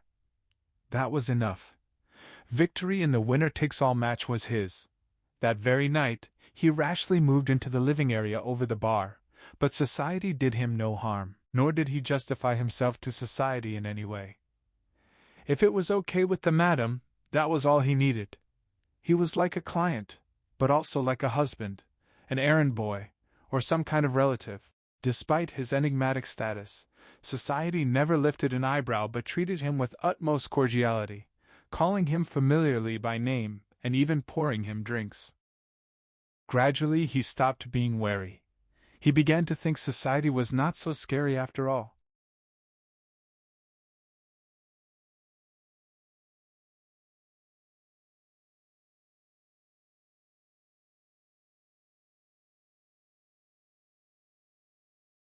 In his fear, he had resembled those who tremble at scientific superstitions.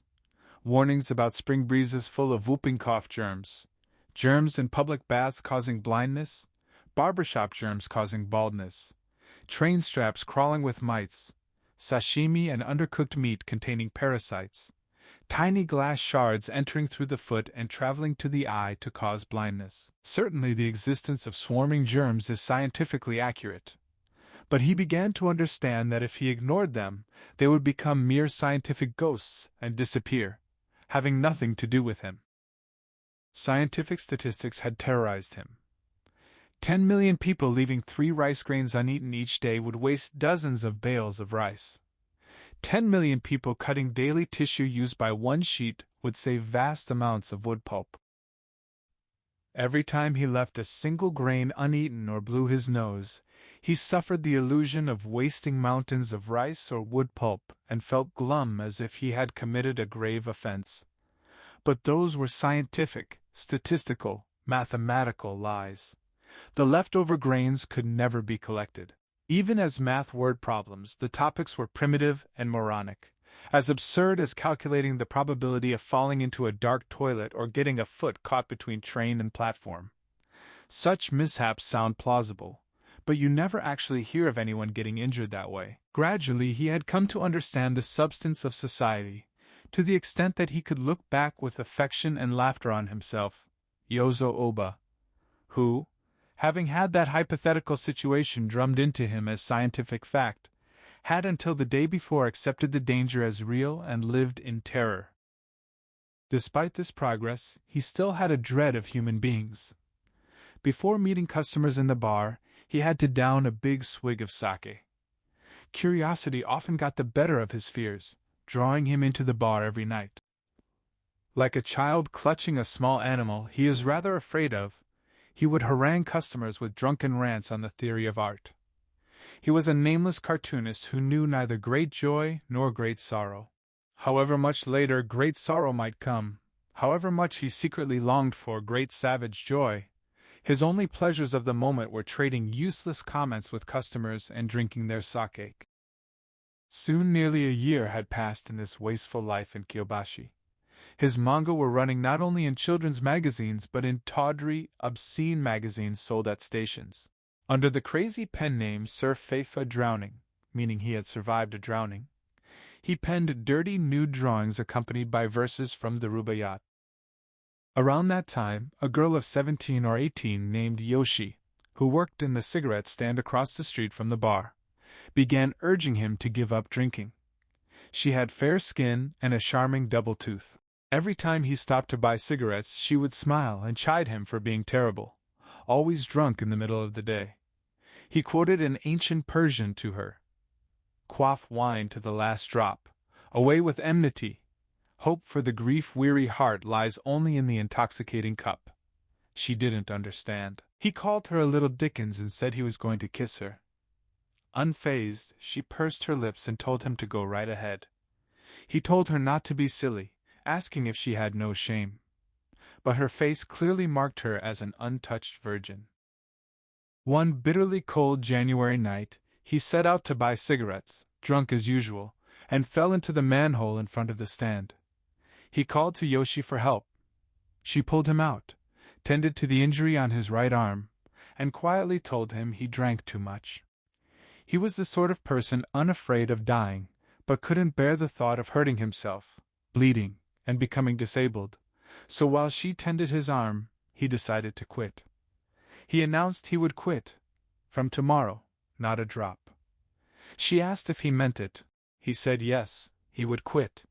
And then would she marry him? That part was a joke. She answered with the trendy abbreviation for naturally. He proposed a pinky promise, and said he would quit for sure. The next day, he started drinking in the daytime again. That evening, he staggered over to her stand and stood swaying in front of it, apologizing and admitting he was drunk again. She called him mean for pretending to be drunk like that. Startled, he began to sober up and insisted it was true. He really was drunk, not pretending. She told him not to tease her and to be nice. She never doubted him for a minute. He said surely she could tell by looking. He'd been drinking since noon. Forgive her. She said he certainly put on a good act. He called her an idiot, said it wasn't an act, and threatened to kiss her. She told him to go ahead. He said he didn't deserve to. Couldn't marry her either. Look at his face, so red, he was sloshed. She said it was red from the rays of the setting sun, that she wasn't falling for his little joke. He had promised to quit yesterday. There was no way he'd be drunk today. He made a pinky promise. How could he say he'd been drinking? It was a lie, a whopping lie. He looked at Yoshi seated inside the stand, her smiling cream-colored face amid the shadows. Such precious unsullied virginity. He had never slept with a virgin younger than him. He would marry her. Whatever great sorrow lay in store, he didn't care. For once in his life he wanted to experience great savage joy. He had always thought virginal beauty was the sentimental fantasy of silly poets, but it was real. It existed. He would marry her, and in the spring when the new leaves came out, they would bike over to see a waterfall. He made up his mind on the spot. Seizing that once-in-a-lifetime chance, he did not hesitate to steal her flower. In time, they married.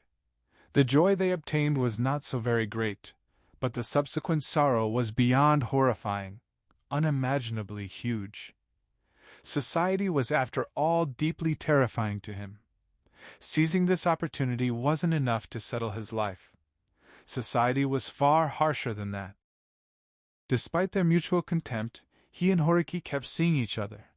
If friendship meant dragging each other down, then they were definitely friends.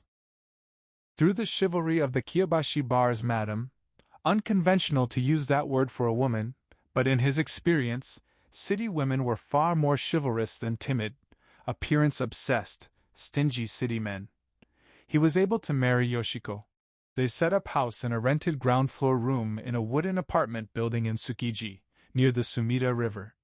He quit drinking and devoted himself to drawing manga, his steady profession. After dinner they would see a movie, stop at a coffee shop on the way home, or buy a potted flower. More than anything, he loved listening to his little bride, who trusted him with all her heart, and watching her movements. His heart began to warm with the faint hope that he might become somewhat human and avoid a tragic death. And then Horiki came. Horiki greeted him as lover boy, noted he looked like a solid citizen for once, and mentioned that the lady in Kenji had sent him. He lowered his voice, gestured toward Yoshiko in the kitchen making tea, and asked if it was okay to go on. The narrator calmly said absolutely. Horiki could say anything in front of her. Yoshiko had a genius for trusting him, not just about the bar madam, but even about Kamakura. She never suspected he had loved Tsuneko. It wasn't because he was a skillful liar. Sometimes he described the incident plainly, But to Yoshiko, it all sounded like a joke. Horiki called him cocky as ever, and said it was nothing big. She just wanted him to drop by now and then. Just when he began to forget, an ominous bird flew up and pecked at the wounds of memory. Past scenes of shame and guilt unfolded with such vividness that he wanted to scream. He couldn't sit still. He asked if Horiki wanted to go drinking. Horiki said sure. They resembled each other. Sometimes he thought they were identical, but only when they were making rounds of bars drinking cheap liquor. When the two got together, they became a pair of dogs of the same shape and coat, roaming the snowy streets of Tokyo. From that day they renewed their old friendship, returning to the Kiyobashi bar and other places. Eventually they even showed up at Shizuko's apartment in Kenji, a pair of drunken dogs, and spent the night. One sultry summer evening, just as the sun was setting, Horiki came to Tsukiji in a worn-out cotton kimono. He had pawned his summer clothes because he needed cash, but if his aged mother found out it would be awkward. He wanted to redeem the items right away, so could the narrator lend him some money? The narrator was broke. As usual, he told Yoshiko to take some of her clothes to a pawnshop and convert them to cash. After Horiki got his loan, there was a bit left over, so he had her buy distilled spirits. They went up to the rooftop to drink as they caught the occasional breeze off the Sumida River, redolent of drainage ditches, a grubby version of an elegant summer pastime. They started a guessing game the narrator had invented: comic nouns versus tragic nouns. Nouns have masculine, feminine, and neuter, but there ought to be a distinction between comic and tragic. Steamboat and train were tragic. Streetcar and bus were comic. Anyone who didn't understand why was unqualified to speak of art. A playwright who inserted a tragic noun into a comedy failed, and the same for comic nouns in tragedy. They ran through examples: cigarette, Horiki said tragic; medicine in injection form, tragic, because needles were involved and nothing was more tragic than a needle. The narrator conceded that, but noted medicine and doctors were surprisingly comic. Death? Horiki said comic, along with Christian pastors and Buddhist priests. The narrator said life was tragic. Horiki said no, that was comic too. The narrator then asked about manga artist. Surely that wasn't a comic noun? Horiki called it tragic, an enormously tragic noun. The narrator shot back that an enormous tragedy would be Horiki, not him. The game sank to stupid jokes, but they took great pride in these exchanges, convinced they were displaying a level of wit unknown in the world's salons. They played another game of antonyms. The antonym of black was white, of white was red, of red was black. The narrator asked for the opposite of flower. Horiki thought for a moment, mentioned a restaurant called Flower Moon, so moon. The narrator said that wasn't an antonym, more a synonym, like stars synonymous with violets. Horiki tried bee, then corrected himself. Peonies had ants, not bees. The narrator said that was no antonym, just a motif. Horiki tried clouds. The narrator said clouds hide the moon. Horiki said right. Wind scatters blossoms, so the antonym of flower is wind. The narrator said it sounded like a line from a popular ditty. He was betraying his roots. Horiki tried the lute. Worse and worse. The narrator insisted the antonym of flower had to be the least flower-like thing in the world. Horiki thought and finally said woman. The narrator asked for a synonym for woman. Horiki said entrails. The narrator said he lacked the heart of a poet. What was the antonym of entrails? Milk. Not bad. Then the antonym of shame? Shameless. Like that hot manga artist Sir Feifa drowning, Horiki said. The narrator asked what about Masao Horiki. At that point neither could laugh. They had succumbed to the gloom, the sensation of a head full of broken glass, that came from cheap spirits. Horiki told him not to get smart, adding that at least he had never been tied up like a common criminal, unlike present company. The narrator was shocked. So deep down, Horiki had never considered him reformed or respectable. Only a failed suicide without shame. A stupid ghost. A walking corpse. He was someone Horiki could use as needed for his own amusement. That was as far as his friendship went. The realization was unpleasant, but he soon backtracked.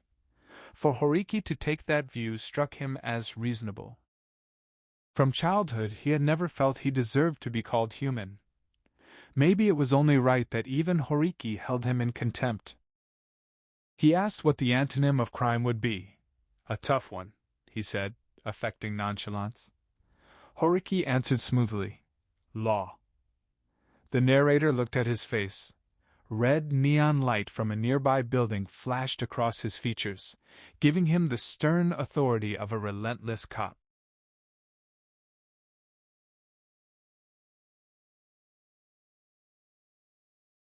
Dumbfounded, the narrator blurted that wasn't even close. The idea that the antonym of crime was law, but maybe that was how most people got by, putting things in neat categories, figuring any place without cops was a hotbed of crime.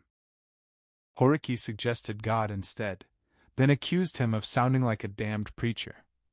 The narrator asked him to wait. Interesting topic. The way someone answered would tell you everything about them.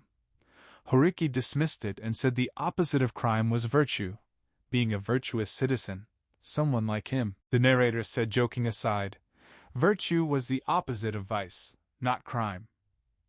Horiki asked if vice and crime were different. The narrator said yes. Virtue and vice were man-made concepts, words applied to morality that people arbitrarily made up. Horiki cursed and said they were back at God. Leave it at God and be done with it. He was hungry. The narrator said Yoshiko was boiling beans downstairs. Horiki liked beans, plopped down on his back and said he wasn't interested in crime anyway. He wasn't a criminal like the narrator. He might play around but didn't make women die or wangle money from them. A faint yet desperate voice inside the narrator said he hadn't made anyone die or wangled money from anyone, but by force of habit he quickly reversed course and decided it was all his fault. He lacked the ability to argue with anyone straight on. Thanks to the drunken gloom, he was growing more irritated by the second, but he suppressed his anger and muttered half to himself that crimes you go to jail for weren't the whole story. Finding the antonym of crime might shed light on its true nature.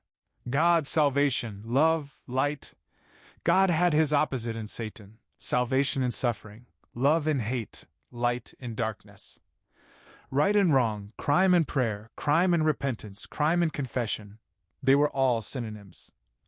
What was the antonym of crime? Horiki told him to try sounding it out backwards, just the consonants. Merc or pork would be better. He was hungry. Bring him something to eat. The narrator's voice trembled with a rage he had seldom known as he told Horiki to get it himself. Horiki said he'd pop downstairs and commit a crime with Yoshi-chan. A direct investigation was better than all this debating. The antonym of crime was pork and beans. No, fava beans. His speech was badly slurred. The narrator told him to suit himself. Just go away. Horiki mumbled that crime and hunger and fava beans were all synonyms, then got up. Crime and punishment. Dostoevsky. A thought grazed a corner of the narrator's mind, startling him. What if Dostoevsky had paired those two words not as synonyms, but as antonyms? Crime and punishment. Two utterly irreconcilable things. Fire and water. He felt he could almost see into the depths of the scummy, rancid pond of Dostoevsky's antonym-pairing mind. But no, he couldn't quite make it out. His head spun with thoughts flickering like a revolving lantern until he heard a shout. Horiki! Voice and expression changed, calling him to see fava beans like he'd never seen. The narrator asked what it was, a peculiar excitement filling him. They descended from the roof to the second floor. Midway to his ground-floor apartment, Horiki stopped and pointed. The small window above the narrator's place was open, the lights on, illuminating a pair of animals. His head swam. It's all part of being human, he thought. Nothing to be surprised about. Breathing hard, forgetting even to rescue Yoshiko, he stood frozen on the stairs. Horiki coughed loudly. The narrator tore back upstairs to get away, collapsed on the roof, and looked up at the dark summer skies swollen with rain. The emotion that engulfed him was not anger or disgust or even sorrow, but massive terror. Not the terror of encountering a graveyard ghost, but a wild, overpowering dread with ancient roots. The sort of terror that might arise on glimpsing a white-robed deity among the giant cedars of a Shinto shrine. That night, his hair began turning prematurely gray. He lost all confidence and every vestige of faith in others. He was permanently estranged from all expectation, all joy, all sympathy with the world's affairs. The impact was truly life-shattering, a frontal blow that cracked his skull between the eyebrows, leaving a wound that still throbs painfully whenever he comes near any human being. Horiki said he felt for him but hoped he'd learned his lesson. He was never coming back. This place was a hell on earth. Still, he added, the narrator needed to forgive Yoshiko. He was no prize himself. Then Horiki left, not stupid enough to hang around in such an awkward situation. The narrator got up and drank alone, then wept bitter tears, sobbing unrestrainedly. He could have gone on forever. Before he knew it, Yoshiko was standing behind him with a vacant expression, holding a dish piled high with fava beans.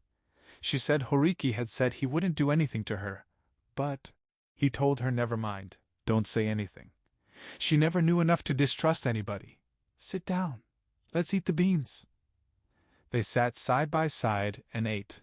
He wondered, is trusting people a sin? The man was an illiterate shopkeeper, a pipsqueak around 30, who used to ask him to draw manga and paid piddling amounts with great fanfare. Not surprisingly, he never showed his face again. Somehow the narrator's loathing of that shopkeeper paled next to the disgust and rage he felt toward Horiki, who on first stumbling on the scene had done nothing, not so much as coughed loudly before turning back upstairs to tell him. At night, unable to sleep, he groaned in torment. Forgiving or not forgiving his wife was not an issue.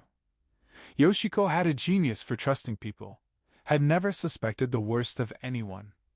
And yet this was the result. Rather than her physical defilement, the defilement of her trusting nature was for him a source of such unrelenting suffering that life became unbearable. To a wretched wimp like him, always trying to gauge people's moods by their expressions, his ability to trust cracked beyond repair. Yoshiko's innocent faith had been as refreshing as a leafy waterfall. Overnight, the pure water became yellow sludge. From that time she trembled at his every smile and frown. She would start when he called her and look anywhere but at him. No matter how he joked to make her laugh, she was nervous and tense, and she took to addressing him with honorifics. Could an innocent, trusting heart be the wellspring of all crime, all sin? He sought out books involving the rape of a wife. None of the women in them had been violated in as wretched a way as Yoshiko. What happened to her wasn't suited for a novel anyway. If there had been a smidgen of romance between her and the shopkeeper, he might have found it easier to bear. But all that happened was that one summer night she trusted him. And just like that, precisely because she had been trustful, a frontal blow split the narrator's head open between the eyes. His voice turned hoarse, his hair went prematurely gray, and Yoshiko was doomed to be a bundle of nerves for the rest of her life. Most of the novels he read attached great weight to whether the husband forgave his wife's act, but that didn't strike him as a very big or pressing issue.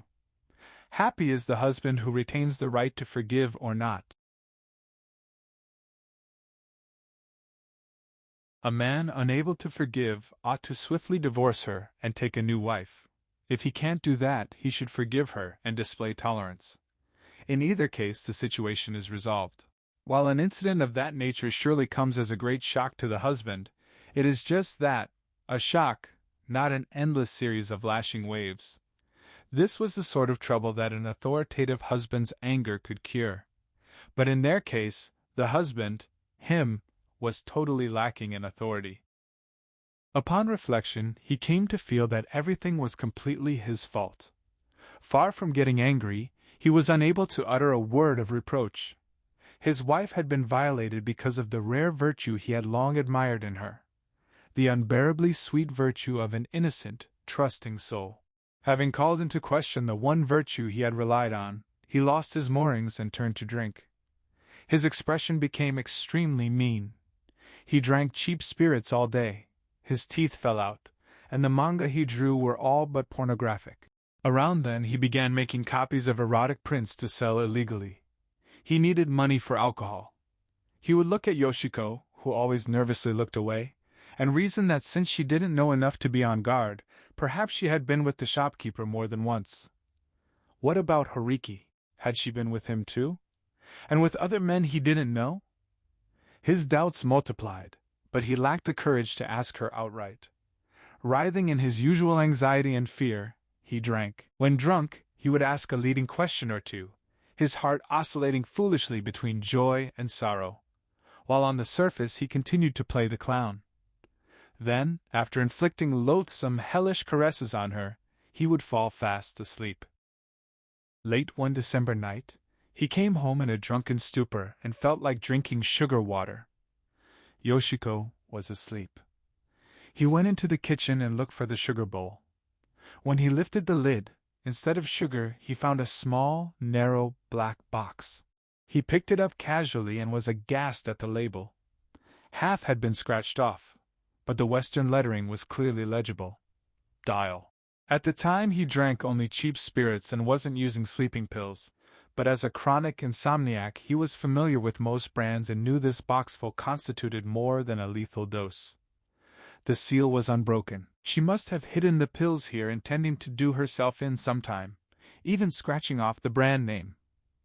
Yoshiko, poor kid, couldn't read Western letters, so she must have thought it was enough to scratch off only the Japanese name.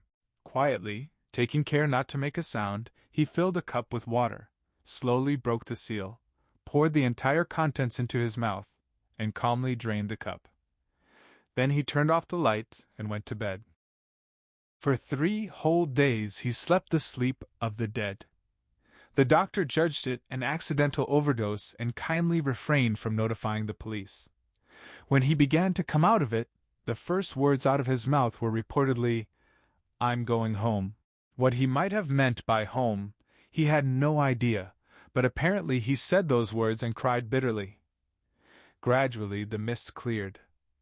There by his pillow sat Flatfish, looking extremely grim. Flatfish complained that the last time too had been late December, the crazily busy season. By always picking the end of the year for his shenanigans, the narrator made his life unbearable. He was addressing this to the Kyobashi bar's madam. The narrator called out to her. She asked if he had woken up, smiled, and brought her face close to his. Tears poured down his cheeks. He asked her to help him leave Yoshiko, words that surprised even himself.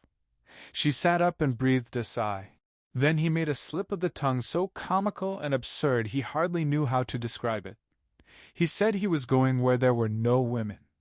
Flatfish guffawed, the madam giggled, and the narrator, still shedding tears, turned red and gave a nervous laugh. Flatfish laughed on, agreeing that was what he should do, go someplace with no women. With women around, he was finished. A place with no women. A good idea. The narrator's absurd, incoherent ravings would later be fulfilled in the direst way. Yoshiko seemed to believe he had taken the overdose in atonement for her sin. Now she was even more timid around him than before. She never smiled, no matter what he said, and hardly spoke a word. He found being in the apartment with her so oppressive that he took to going out like the old days and drinking cheap liquor. But since swallowing the pills, he had grown thin and gaunt. His arms and legs felt heavy, and he began to neglect his work. Flatfish had left him some money. A little something from Shibuya, the envelope said, making it seem as if from him, but the narrator sensed once again it was from his brothers back home. Unlike the time he ran away from Flatfish's house, now he could dimly see through the self-important posturing. With equal guile, He pretended to be unaware and thanked him meekly, though the convoluted game made him extremely uncomfortable.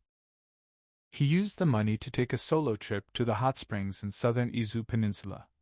A leisurely tour wasn't his style. At the thought of Yoshiko, he was utterly forlorn, in no mood to gaze tranquilly at mountain scenery. Without bothering to change into the inn's dressing gown, let alone soak in the hot waters, he would rush out and take refuge in dingy bars, drowning himself in liquor. He returned to Tokyo in worse shape than ever. On his first night back, there was a heavy snowfall. He wandered drunkenly through the Ginza backstreets, singing a line from a war song under his breath over and over. "Here am I, hundreds of leagues from home."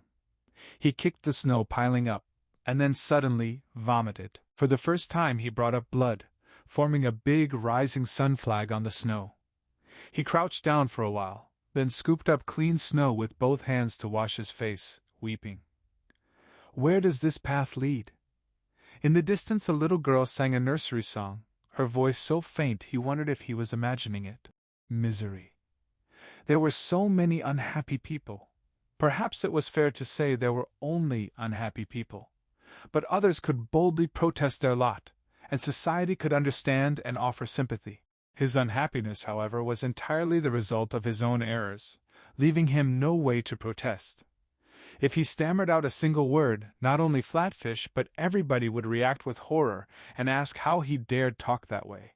Whether he was selfish or simply faint-hearted he had no idea, but he was sinful to the core and naturally plunged deeper into the abyss of sorrow. He had no concrete measure to halt his descent.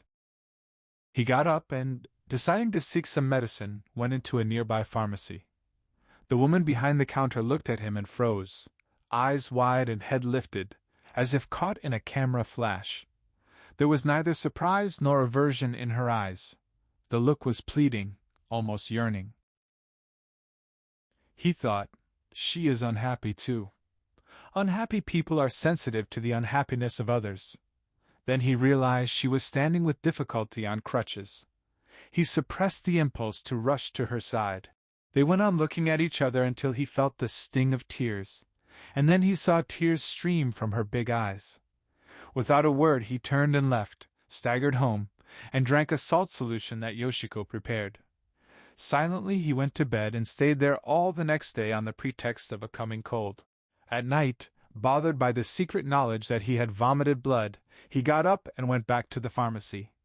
This time, forcing a smile, he confessed his state and asked her advice. She said he had to quit drinking. They were like blood relatives. He admitted he might be an alcoholic and said he'd like a drink right then. She told him he mustn't. Her husband had had TB, used to say he'd killed the germs with liquor, drank himself silly, and shortened his life. The narrator said he was so restless he couldn't do anything, terrified, a total mess. She said she would give him medicine, but he had to quit drinking. She was a widow with an only son. The boy had entered medical school only to come down with the same illness as his father and land in the hospital. She lived with her bedridden, paralyzed father-in-law. She herself had been stricken with polio at age 5 and had a bad leg. She bustled around the shop on her crutches, selecting medicines from drawers and shelves and laying them out for him. This to build his blood, this a vitamin solution and syringe, these calcium pills, this diastase to prevent upset stomach or diarrhea. Tenderly she explained each of the half-dozen medicines, but the tenderness of that unhappy woman was too much for him. Finally she said this was for when he wanted a drink so much he couldn't stand it, and swiftly handed him a small box wrapped in paper. It was morphine. The narrator recalled how she'd convinced him the drug was safer than alcohol. Desperate to escape the bottle's grip after witnessing its ruinous effects, he'd felt nothing but elation at the prospect. Without a second thought, he injected himself. Instantly, his anxiety and restlessness dissolved, replaced by an unnatural cheerfulness and a flood of talk. He threw himself back into drawing manga with fresh energy, even developing a strange habit of bursting into laughter at his own work. 1 vial a day quickly became 2. By the time he reached 4, he couldn't work without it. The woman at the pharmacy warned him he couldn't go on like this. Addiction would trap him for good. Her words made him feel as though he was already a serious addict. Highly susceptible to suggestion, he reacted perversely. Nervousness about becoming hooked only drove him to use more. He begged her for another box, promising to settle his bill at month's end. She didn't care about the money, but warned him the police liked to crack down. A dark, murky aura seemed to cling to him, giving off the air of an outcast. He offered her a kiss if she'd help him get past her reluctance. She blushed. He pushed harder, explaining that without the drug his work went nowhere. It was his tonic. She suggested hormone injections instead. He dismissed that as ridiculous. He needed either alcohol or this drug to function. She conceded alcohol was no good. He insisted that since starting the drug he hadn't touched a drop, felt like a new man, and had grand ambitions to quit being a lousy manga artist, recover his health, study, and become a great painter. This was his crucial turning point, he pleaded, and he asked again for her help, offering another kiss. She laughed, unable to resist him, though she warned him not to blame her if he wound up addicted. Her crutches clicked across the floor as she fetched a box from the shelf. She refused to give him the whole thing, knowing he'd use it all immediately, and handed over only half. He called her stingy but said he'd get by. He went home and injected himself right away. Yoshiko asked timidly if it hurt. He admitted it did, but said he had to do it to work more efficiently. He burbled frenetically that he was on top of things these days, and then announced it was back to work. Late one evening he pounded on the pharmacy door. The widow hobbled to open it in her nightgown, crutches clicking. He threw his arms around her, kissed her, and pretended to weep. Silently she handed him an entire box. By the time he realized the drug was just as sordid and disgusting as cheap liquor, worse, in fact, he was a complete addict, without shame. To afford it, he resumed churning out erotic woodblock prints and even started an illicit affair with the crippled widow. He wanted to die. Better off dead. No way out. Every attempt at anything fell apart and piled on more shame. He could only dream of a leafy waterfall? No. Just one sickening sin after another, his suffering expanding and intensifying. He had to die. Living was the source of sin. Even while brooding on this, he raced back and forth between the apartment and the pharmacy in a frenzy. The more work he did, the more the drug increased, and soon he owed a horrific sum. The sight of him brought tears to the widow's eyes. He wept too. It was a living hell. To escape, as a last resort, knowing failure would leave hanging himself as the only option, he made a move tantamount to betting on God's existence. He wrote a long letter to his father back home, confessing everything except the affair with the widow. The result only worsened things. No answer came. Frustration and anxiety drove him to increase the doses further. One day he quietly decided to give himself 10 doses that night and jump into the river. That very afternoon, Flatfish arrived with Horiki in tow, as if he'd seen through the plan with diabolical clairvoyance. Horiki sat cross-legged in front of him, and asked gently if he'd coughed blood, wearing the kindest smile the narrator had ever seen. Overcome with gratitude and joy, he bent his head and wept. That single gentle smile destroyed and annihilated him completely. They bundled him into a car.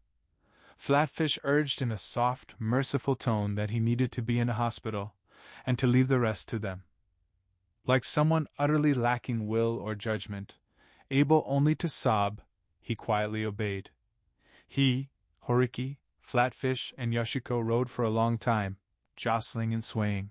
As dusk fell, the car pulled up before a large hospital in a forest. A sanatorium, he had no doubt. A young, suspiciously mild-mannered doctor examined him carefully, and then, with a shy smile, said he'd need to stay a while and rest.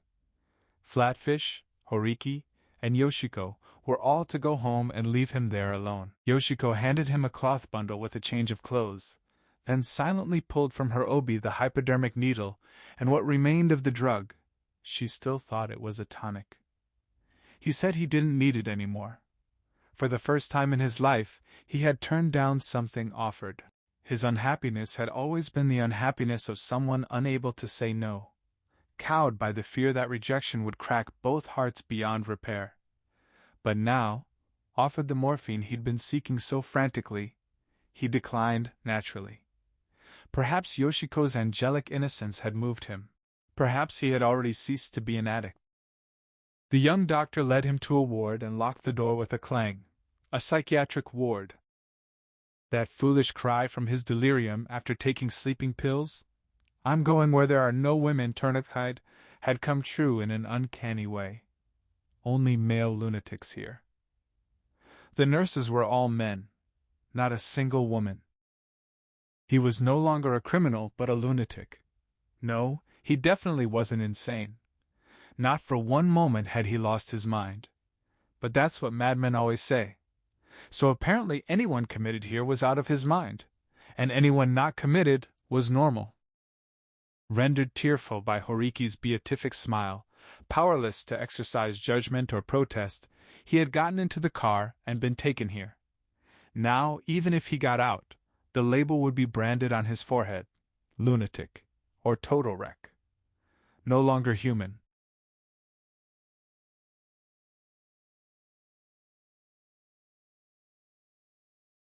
He had completely ceased to be a human being.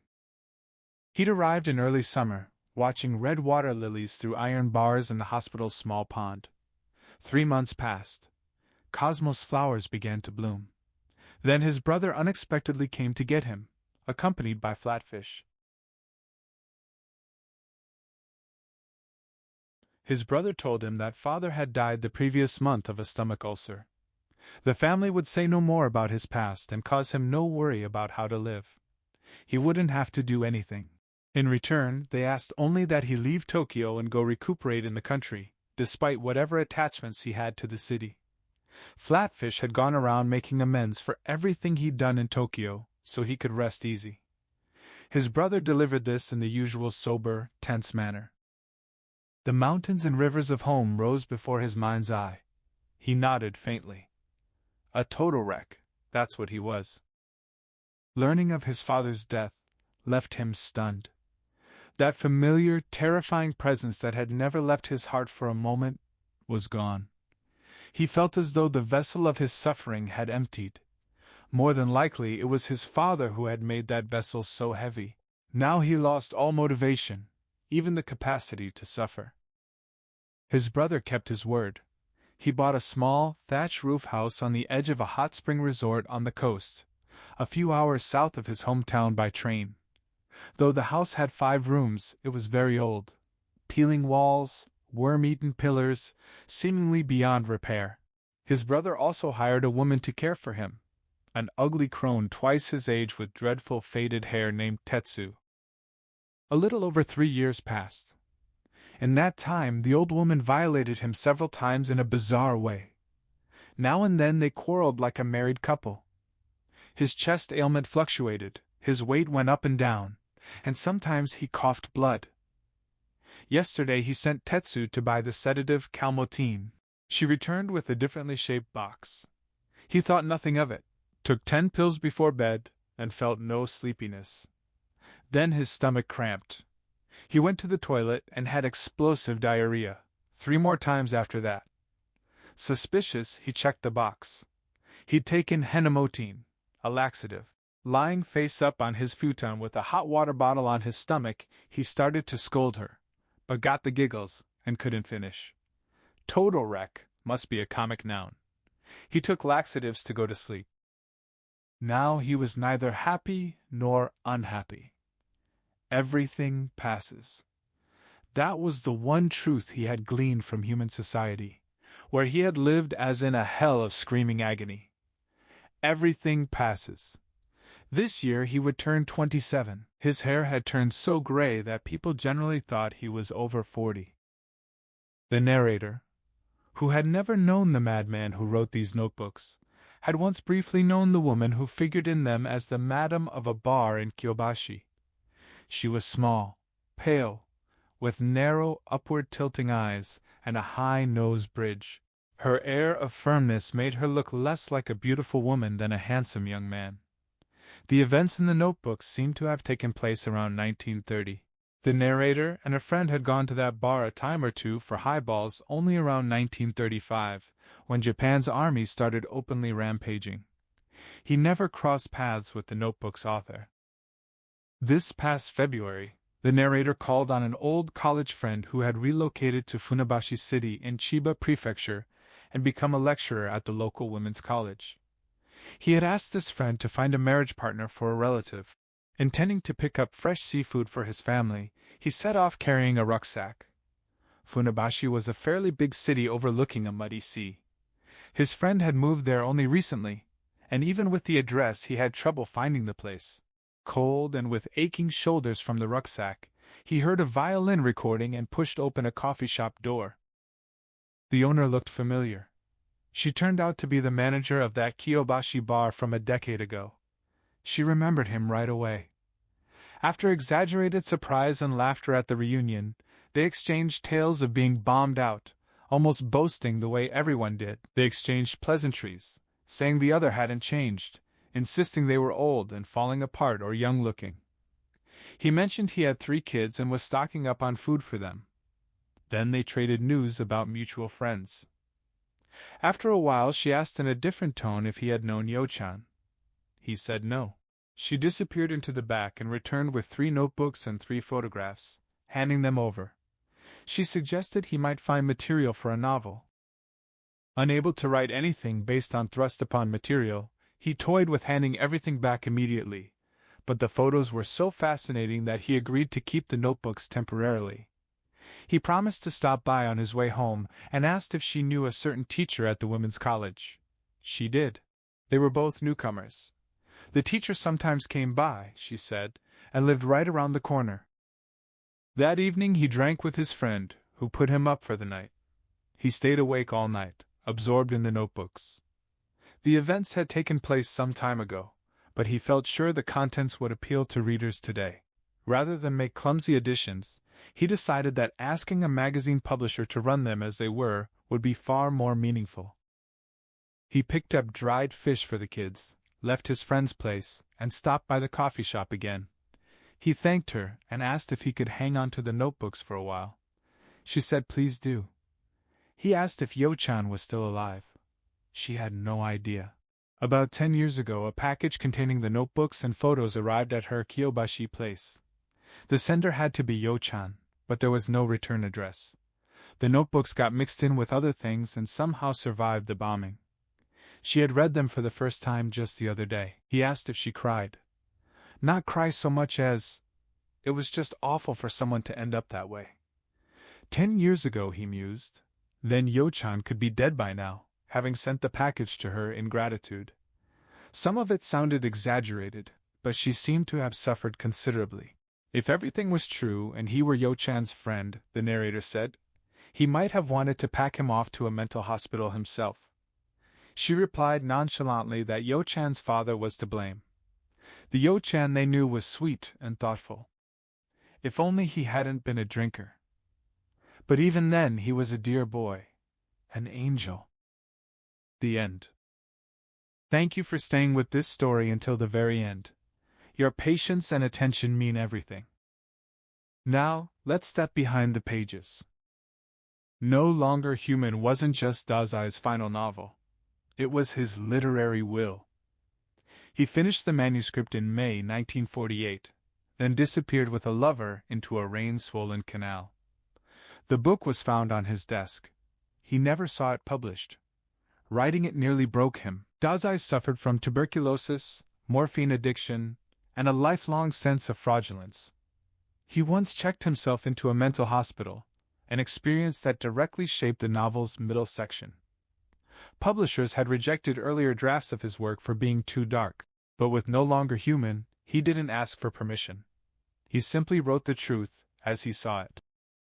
The story's themes, shame, performance, the failure to feel human, reflect post-World War II Japan's collapse of traditional values.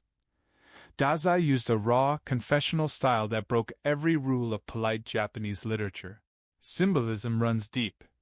The monster masks, the burning of paintings, the repeated motif of bridges never crossed. He explored similar terrain in his earlier novella The Setting Sun, but No Longer Human remains his most devastating mirror. Now, about the 2019 film adaptation, directed by Mika Ninagawa. Critics praised its visual intensity but noted one major departure. The film adds a modern framing device with a young detective investigating Yozo's life. That character doesn't exist in the novel. The movie also softens Yozo's final descent into addiction, choosing dreamlike montages over the book's cold, clinical breakdown. Production faced real challenges. The crew shot in actual nightclubs and crumbling boarding houses to capture post-war texture. Director Ninagawa had fought to adapt the novel for 6 years. Studios called it unfilmable because most of the story happens inside Yozo's head. Her solution? Voiceover layered over fractured, beautiful imagery, and a puppet theater sequence to externalize his inner fragmentation. The lead actor Shun Oguri lost over 15 kilograms for the role. He later admitted he fell into depression during filming and had to see a therapist to separate himself from the character. Fun fact: the original manuscript contains an extra scene where Yozo burns a diary, cut by editors for being too repetitive. And in a strange twist of life imitating art, the actor who played the bar owner in the 2019 film was actually a huge fan of Dazai. He reportedly carried a worn copy of the novel on set every single day. Of course, no film can capture what the novel does best: the terrifying intimacy of a voice confessing directly into your ear. The original No Longer Human holds layers of irony, self-loathing, and dark humor that only words on a page can fully reveal. If you enjoyed this retelling, subscribing helps bring more stories like this to light. And I'd love to hear your thoughts. What would you have done differently in the film? All interpretations are welcome. If this story touched you, consider sharing it with someone who might need to feel a little less alone in their own hiding. Some books entertain. This one haunts. Not because of what it shows, but because of what it dares to leave unsaid. Thank you for listening, human.